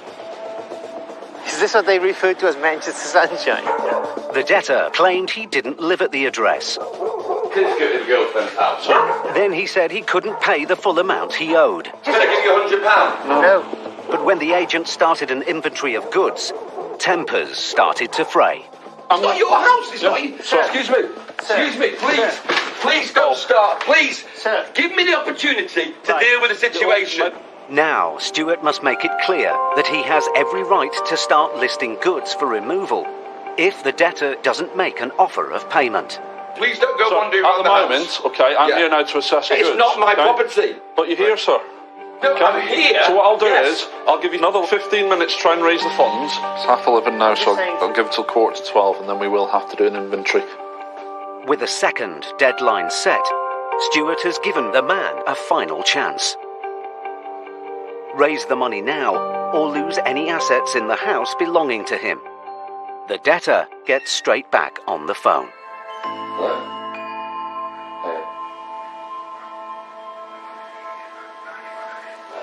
Just 1 second. Yeah. My brother-in-law's on the phone, and he says that can you ring somebody and check that if you can accept £2,000 as a payment? We can do, yes, that's not a problem. So can you pay £2,000 on your behalf? Can you pay £2,000 on my behalf? Yes, he's saying. Okay, no problem. I'll make a quick call. There's no signal in here, so I'll have to go outside. The balance, can you raise it in 30 days from today? Yeah, I've got to find £2,000 in 30 days. So that's the offer, Stuart. £2,000 a day, balance in 30 days. See what I can do, mate. See what they say. Stuart goes outside to call the office to see if the offer of a £2,000 down payment, together with an agreement to pay off the balance, is acceptable to the claimant. His friends can pay £2,000 today. And then he's going to try and clear the balance in 30 days. Would you be able to check with the claimant, see if he'll accept that? Yep, okay. I'll get on to the client, I'll give you a call. No problem, mate. Speak to you shortly. Okay. Bye-bye. It's very important to have a strong family network. I do feel for people that don't have that family network and don't have people to call, because you really are on your own. But on the other side of it, we're seeing more and more families coming together to try and help, getting help from the family. It's only going to make you stronger. 15 minutes later, the office calls Vic. 2,000 today and the balance in 30 days, just to confirm. Yeah, okay, thank you very much, Mike. All right, cheers, Jay, bye-bye. The claimant accepts the offer. The gentleman's going to make the payment on your behalf. Yeah. I'm going to give you our office number and you can phone them directly. What we're saying here is basically balance of £1,916.74 to be paid by the 6th of July. You need to sign out that you agree with that and that you're going to stick to it. There, sir. Right, I'll leave you to it. Brilliant. See you later. It's a good result for the agents. But if the debtor doesn't pay the money he owes within 30 days, they'll be back.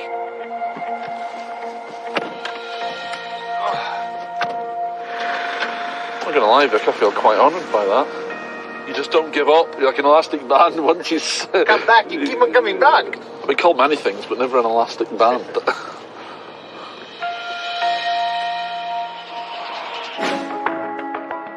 A recent survey has revealed that young adults in the UK are coming under increasing financial pressure. On average, 25 to 34-year-olds have a disposable income of just over £200 per month. And nearly 40% receive financial help from their parents.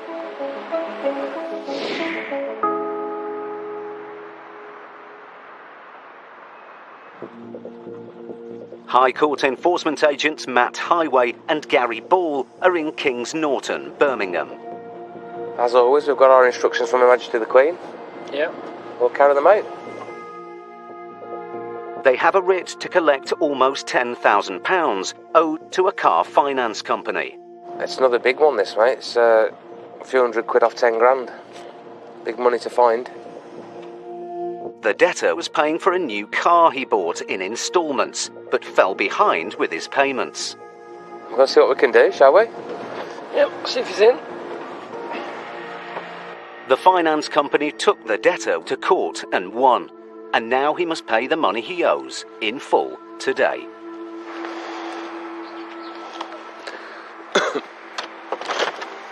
Hello there. He's just in his boxers. Can you just put some clothes on? Oh, is he? Yeah, of course, yeah. Still in his boxers at 11:30. Hiya, mate, you alright? Yeah. How you doing, mate? Yeah, not bad. Should we come and have a chat, yeah? Yeah, all right. of course. I'm Matt Highway, High Court Enforcement. Gary Ball. How you doing? You alright, yeah? We're about a High Court writ, mate. Does this relate to a car, does it? Yeah. It's a car finance. payments. Right. Yeah, so it's a lot of money, innit? I haven't got the money to pay, you know, and like I'm not working at the moment. Anybody can help you with this or not? I've got I ain't got no one to help me. Like I ain't spoke to my mum for like 7 months. My dad won't be able to help. So we're ordered to attend the property to either collect payment from you or to look at seizing goods. Yeah. This is actually my house. So he's only recently just moved. I've just moved in, you know. Yeah. This is me and the kids. Okay. What the situation is there, unfortunately, is that because this is the address named on the writ, the onus would be on you to prove that the items belong to yourself. So if you do have receipts or invoices for them, we'll have a look. While the debtor starts looking for sales receipts, Matt tries to find out more about the case. Well, what's happening here? I was just this little chick. How long ago was this debt from? When did you have the car? Basically, they took the car off me. After they repossessed it? Yeah. I lost my job, which made me not keep payments for my car. They took the car. What car was it? Insignia. The car was originally like £8,000 or something. But somehow, even though I paid £5 grand and they've took the car, they're saying I still owe like £7 grand. But I don't get how that works. The debtor can't seem to find any receipts for the goods in the house, but he's keen to show Matt some other documents. So I've got loads of debt letters, but they're all chasing me for them. But I can't afford to pay them yet. I'm not, because I'm not working. You can have a look around the house. There's not going to be nothing worth taking. I've got a van outside, but it's not going to be no use yet. I'll have a look in a sec, mate. You're pretty honest with me, aren't you? I don't disbelieve what you're saying to me, so yeah. It's clear that the debtor has fallen on hard times, but the agents are duty-bound to search the house for anything of value that could be seized to offset his debt. I'm going to have a good look round and then we'll sort it out from there, all right? Yeah. Charge it up more for me. To be fair, this is a palace compared to some of the houses we're going to, don't worry. There doesn't appear to be anything here of value. But then Matt discovers a letter from the Crown Court. It throws a new light on the case. What's all this breach and suspended sentence stuff, mate? What's going on with that?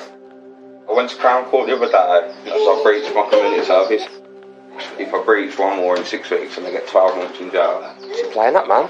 Get it sorted. I'm off tag for like 2 weeks, guys. I'm tagged for 11 months. There's only one way that's leading, isn't there, really? You know what I mean? It was somebody originally that owed me money, and I found out where he lived, and then me and my mate went in his house without his permission and take all of my money's worth out of his house. Kind of like what you're doing without the licence. Yeah, you have to get us to do that, mate. We can do that legally. And then I got nicked for it.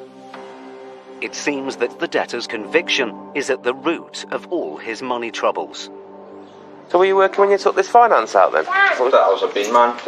They come and arrested me from work, and then my gaffer turned around and said, look, obviously we're happy with your work and everything, but like, because of the council, we can't, you're going to be working around us, so we physically got really literally can't keep it. So that bit of daftness really has cost you quite dear, hasn't it, really? Everything cost me everything.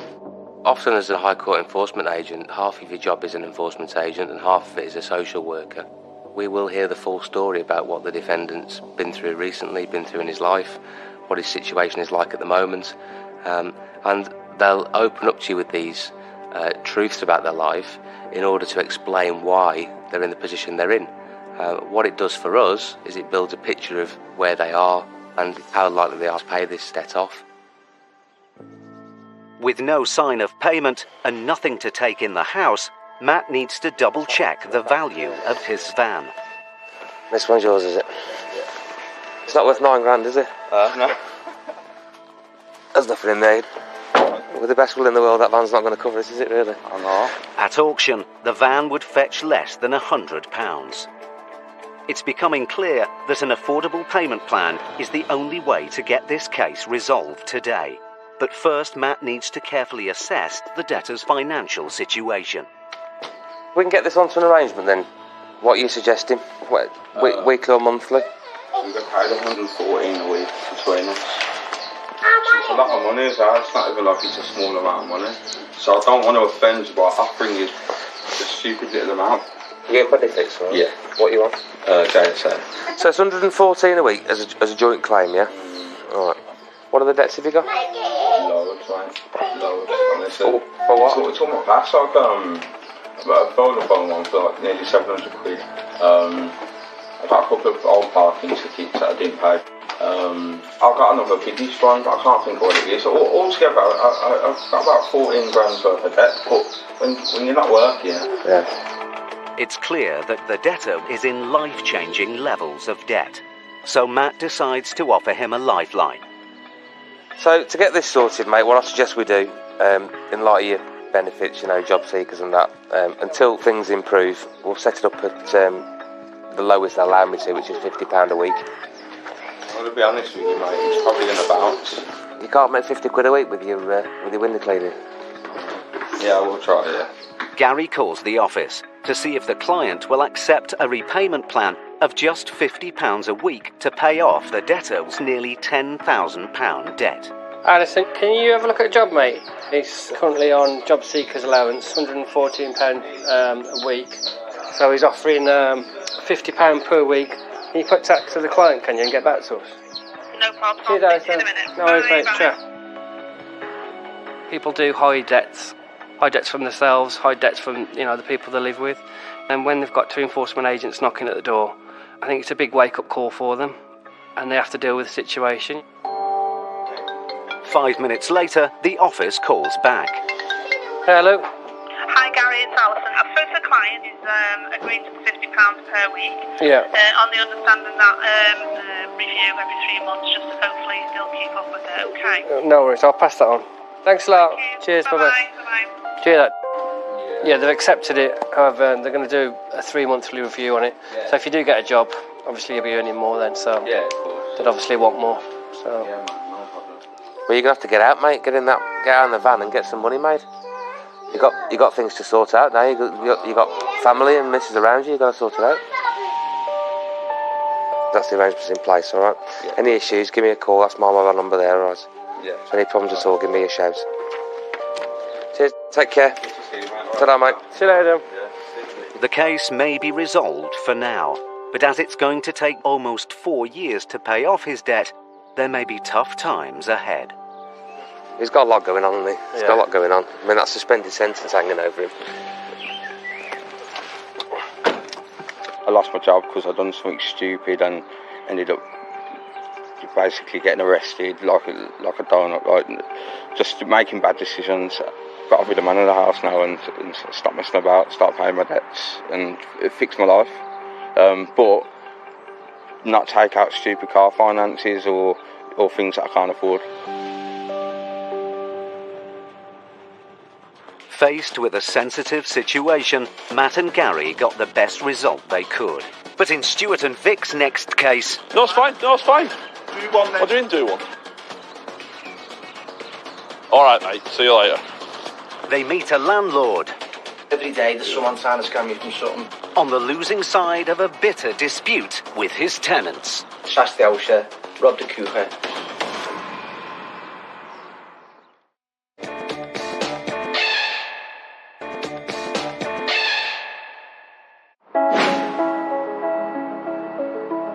Since 2007, landlords in the UK have been legally obliged to register their tenants' deposits with a government-backed tenancy deposit scheme. Landlords can't now keep the money in their personal accounts. However, the number of disputes over returning deposits to tenants rose to nearly 30,000 last year.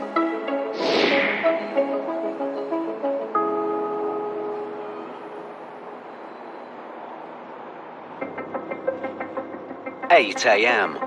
High Court enforcement agent Stuart McCracken and Elmore Victor are in Liverpool. They're here to collect almost £5,000 owed to 2 former tenants. Early morning start, Vic. As always. Outstanding balance is £4,941. The debtor failed to give the tenants their deposit back after they moved out of his property. It's that house in the corner, isn't it? Yeah. Let's go and have a chat.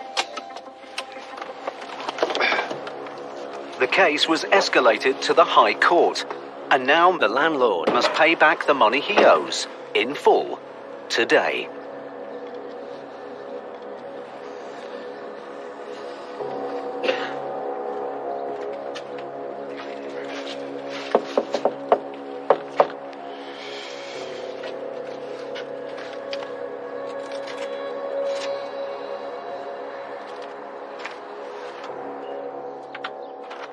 Good morning, you okay? Not here. He's not here. He does live here, though, doesn't he? Just woke up. All right, okay. Been on lease all night. Oh, I do apologise. He does live here, though, doesn't he? He does. Why? What's wrong with him? Right, okay. Well, we're High Court enforcement agents. Oh. Are you able to give him a quick call? No, I've just told you, love. I've just... Well, you can see you've just woke me up. Right, well, we need to speak to him. You want me to get hold of him? If you can, yeah. That'd be great. The woman goes to fetch her phone, and the agents make peaceful entry into the house. Is it your son or your husband? What's the relationship? My son. Don't be walking in my house, love. No, we'll be waiting here. We'll wait here. We won't go any further. I won't let no one go in with no shoes on. Yeah. Do you want me to close the door for the eating or leave it open? Yeah, you know. We'll stay here for the minute. Is he in work? He goes out early, love. He goes out early. The debtor's mother gets him on the phone. You better get round here. I've got 2 guys here. Is he on his way, is he? Do you know how far he is? I don't know where he is. I wouldn't like to be doing your type of job, love. Well, some people disagree. Someone has to do it, yeah, someone has to do it, but I tell you what, I wouldn't be able to sleep at night. Yeah. Well, I'm sure the claimant feels exactly the same. Debt follows you around. It affects other people, not just the people that we're after. They're involved whether they like it or not. It's heartbreaking in a way. 2 minutes later, the debtor arrives. But instead of coming inside to speak to the agents, he phones his mother. Yeah? It's a High Court writ. You want to speak to me? There you go, mate. There's the case there. Hi, good morning. This is what happened, and I've got a counterclaim against them, waiting to be dealt with now. At the moment, sir, I'll explain to you. It's a CCJ against yourself, a county court judgment, right? Because it's not been paid, they've transferred that CCJ to the High Court, right? We've got now a writ of control here today to execute. The outstanding balance is £4,941. All money paid today is held for 14 days. You can still have a counterclaim. I've got no problem with that, but we need payment on this case today, sir. Well, listen, it's impossible because the money wasn't there to be paying you today, for starters, because we've got a counterclaim for over £3 grand. We will have to remove goods then, sir. You won't be moving no goods, mate. We instructed under the High Court. Now listen, I am a respectable landlord, yeah? Respectable landlord. This claim got lodged weeks and weeks back, and I'm waiting to hear back from it. I've had no notice to pay you in full, right? I'm going to get the solicitor on the phone now because this isn't right. I can talk to the solicitor, but he's not going to change the situation. Finally realising the seriousness of the situation, the debtor rushes in. I'll show you my ID first, mate. My name is Mr. Victor, I'm a High Court enforcement agent. That's my colleague, Mr. McCracken. It's a High Court writ. I appreciate you got a counterclaim, but at the moment, this balance... We've had no notice of the court to pay yous in full. That's the notice of force was sent on the 5th of the 11th. We won't be here by law if it hasn't been sent. No, it hasn't come through my door, that. What's actually regarding? Every day there's someone trying to scam me from something. They're just opportunists, the tenants. Tenants in my house, moved in 2009, left in 2012, trashed the house, robbed the kuchen. Because I never put a deposit in a DPS, the judge granted them, Because the landlord didn't put his tenant's deposit in a government-registered scheme, the judge found against him, and he must pay in full today. I'm in a position to pay £4 grand though, so... We need the payment in full. That is the bottom line. That's what we've been instructed. If not, we have to remove goods. With payment looking unlikely, Stuart goes outside to take a look at the van the debtor arrived in.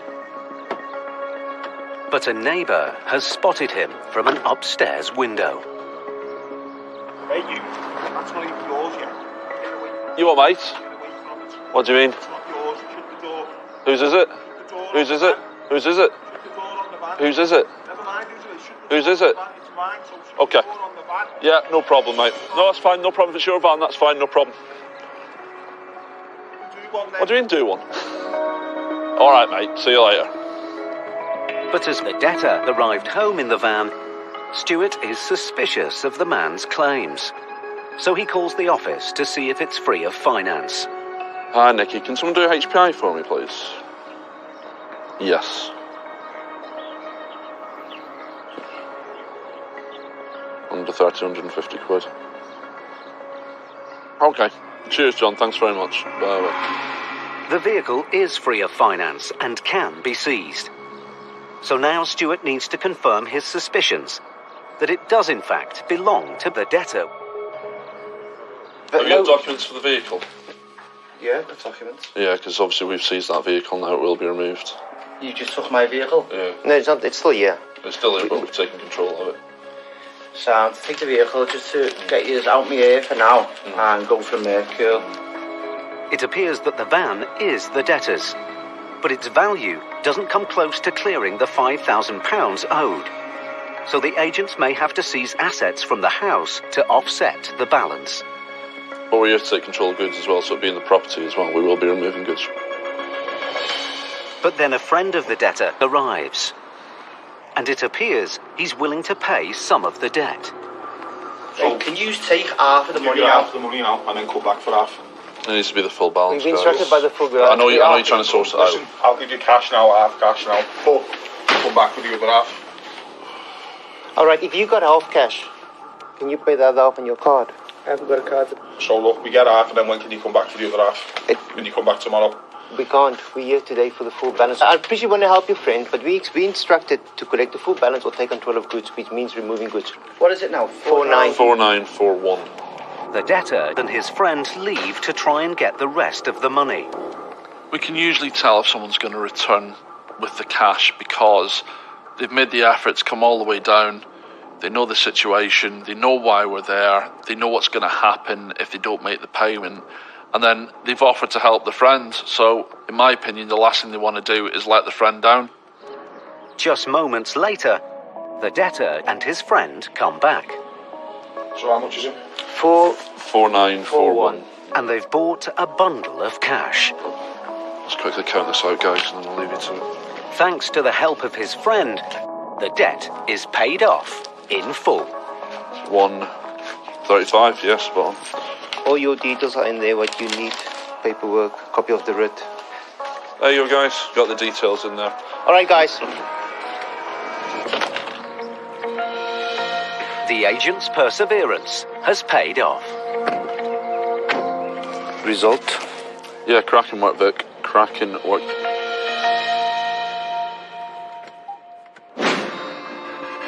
Recent research shows that there are currently almost 5 million self-employed workers in the UK, and in the last year alone, they contributed over 250 billion to the economy.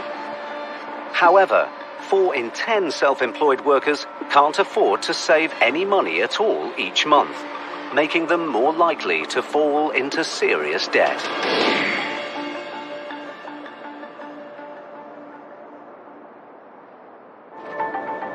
7 a.m. High Court enforcement agents Gareth Short and Mitch Starr are in Swindon, Wiltshire. Where are we off now, mate? Off into Swindon, mate. £2,060 and 49 pence. The debtor fitted a kitchen in the claimant's home, but she was unhappy with the standard of his work. Any notes on it? Apparently he's in dispute to have the cake set aside, but hasn't paid the court fee yet. The claimant hired another builder to finish the job and then got a county court judgment issued against the debtor to recoup her costs. This don't look too bad. This looks alright, this does. Let's do it, mate. The case was escalated to the High Court, and now the debtor must pay the £2,000 he owes in full today.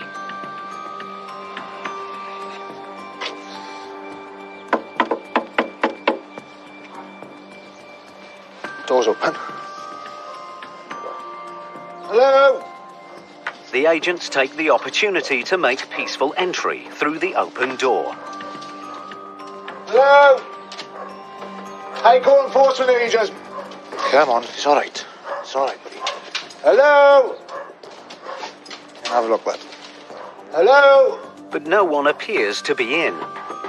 So Gareth checks upstairs. And he's in for a surprise. Ooh. Hello, sir. How did you get in? The door's open, sir. Don't need permission, sir. We're here with the High Court, Red. Come on, here you go. The High Court enforcement agents. Yeah. Here to execute a High Court writ against you, unfortunately, sir. Well, I've already got a stay writ on it. Has it been set aside? Well, it's been sent. Okay. Have you been given a date to set it aside? Swindon County Court. Have you been given a date to set it aside, sir? I'm trying to find the letter. Okay. Do you know where the letter is? The debtor's wife comes to help him look for documentation about his appeal. Thank you. So, all this is just to say, yeah, we acknowledge the application, but it's not been set aside. So until you get given a date and a time to go in front of the judge, and unfortunately his High Court writ is still outstanding.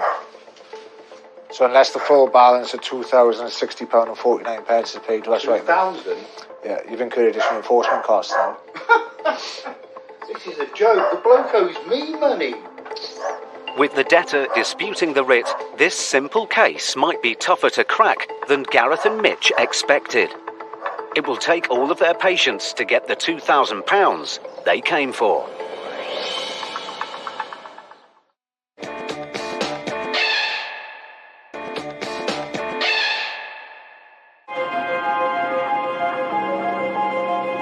Gareth Short and Mitch Starr were in Swindon to recover £2,000. How'd you get in? The door's open, sir. The debtor claimed he'd appealed the case. I've already got a stay written out. And said he'd been treated unfairly. This is a joke. The bloke owes me money. Now the agents need to make it clear that despite the dispute, the debt must be paid today. But the debtor is keen to tell them more about the case. This is why I'm contesting it. He still owes me money. I installed a kitchen. I fitted the job in for him because she was desperate. So I went round, had a look. I said, look, I've got jobs booked in, but I might be able to fit you in. But I am squeezing you in, and I'm on a time limit. Do you a favour and squeeze you in, is it? Yeah. So I went there, give them the price, started the job, and then she started adding things. Oh, well, I want this done, I want that done. I ran over by a week as it was because of the extras I did for her. I sent them an invoice for the extras I'd already done, which come out at £500 and some pound, and they owed me about 120 from the original job. Yeah. Well, next thing, he's saying that I haven't done all these things. I moving sockets, doing this, doing that, and everything. I said, well, that wasn't in the job. So what, are you a kitchen fitter, are you, or general builder? I'm a general builder, but mainly kitchens and bathrooms. Yeah. I said, well, I'm not coming back until you pay me my money. Yeah. He said, I'll take it further. I said, well, you do what you've got to do. Of course. Problem you've got is they've provided enough evidence to a county court judge that you do this owe this money. Despite his dispute with the claimant, the agents are duty-bound to resolve this case today. Unfortunately, as it stands at the moment, unless the debt is paid, I haven't got that sort of money. The position you're in at the moment is if it's not paid, assets will get removed from you today. So at the moment, your balance stands at £2,060.49. Probably haven't even got stuff in his house worth that. So the position you're in now, it's not paid. I can't pay it. I haven't got £2 grand. I'm just going to get my phone. Okay. Do you have any family or friends that can help you out? You always go to bed and leave the front door open? It's going to work, see. We often get debtors and defendants who are just fixed on the original judgment, why they're in that problem in the first place. Don't get me wrong, I'll listen to the story all day, but I'm there to get a result. So what I try and do is listen to their story, but bring them back down to the ground and say, I'm not there to deal with disputes, unfortunately. A county court judge has already agreed that you owe this money. You might as well work with me, get the debt resolved. Realising the agents aren't going to go away, the debtor gets his mother on the phone. Sorry to wake you. You're right. You want me to give you 5 minutes to wake up? I got 2 High Court bailiffs stood in my front room. Can you lend me some money? Well, it's over £2 grand. What happens when I pay this? If I go back to court and I win, do I get this back? As long as you get your date within the next 14 days, that money will be held until the end of your court case. If you win, you get the money back. I know I ain't going to lose. It plugged my head in. I'm out there trying to earn a living, and people like him. So I'm not going to not give you it back, have I? I just need to get this sorted out. It seems the debtor's mother is willing to pay her son's debt.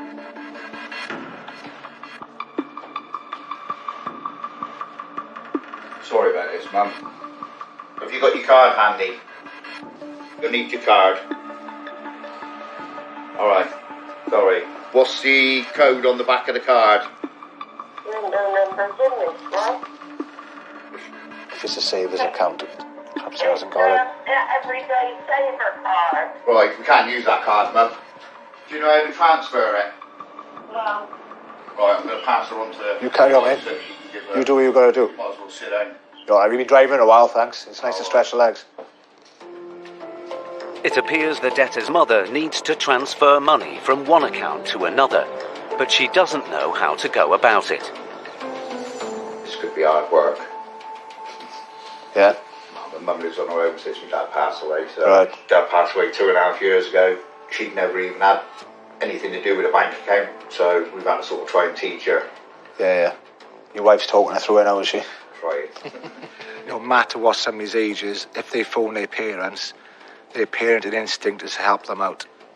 I'm a parent myself. I'd never want to see my son in debt or ultimately have assets taken from him. So I know from first-hand experience I would do anything to help my son out. And I'm just guessing it's the same across the board. 15 minutes later, with the money transferred into another account, the debtor calls his mother back. Right, we need your card. You got your card? He gives the card details to Gareth. 2060 yeah. Just stick that through the line. There we are. Right, man. Right, that's all sorted. Thank you. Love you. Alright, sorry for waking you. See you later, I'll pop round later. Just take a picture of that, buddy. Thanks to his mother, the debt is paid in full. Here we are, buddy. It's all sorted. Alright, cheers. Hopefully we won't see each other again, mate. No. Thank you very much. You take care, right? Yeah. I'll let you know when I win. Lock your door in future, right? Yeah. I thought it was all taken care of. Obviously, I was wrong. My mum's tops. Couldn't fault her, but I can't say too much because I'll end up blubbering. Because my dad passed away a couple of years ago, so yeah, I love her to bits. I felt a bit sorry for her because she struggled to transfer the money and everything, but we got there in the end. He was a decent enough guy. So, see what happens in court now, won't he?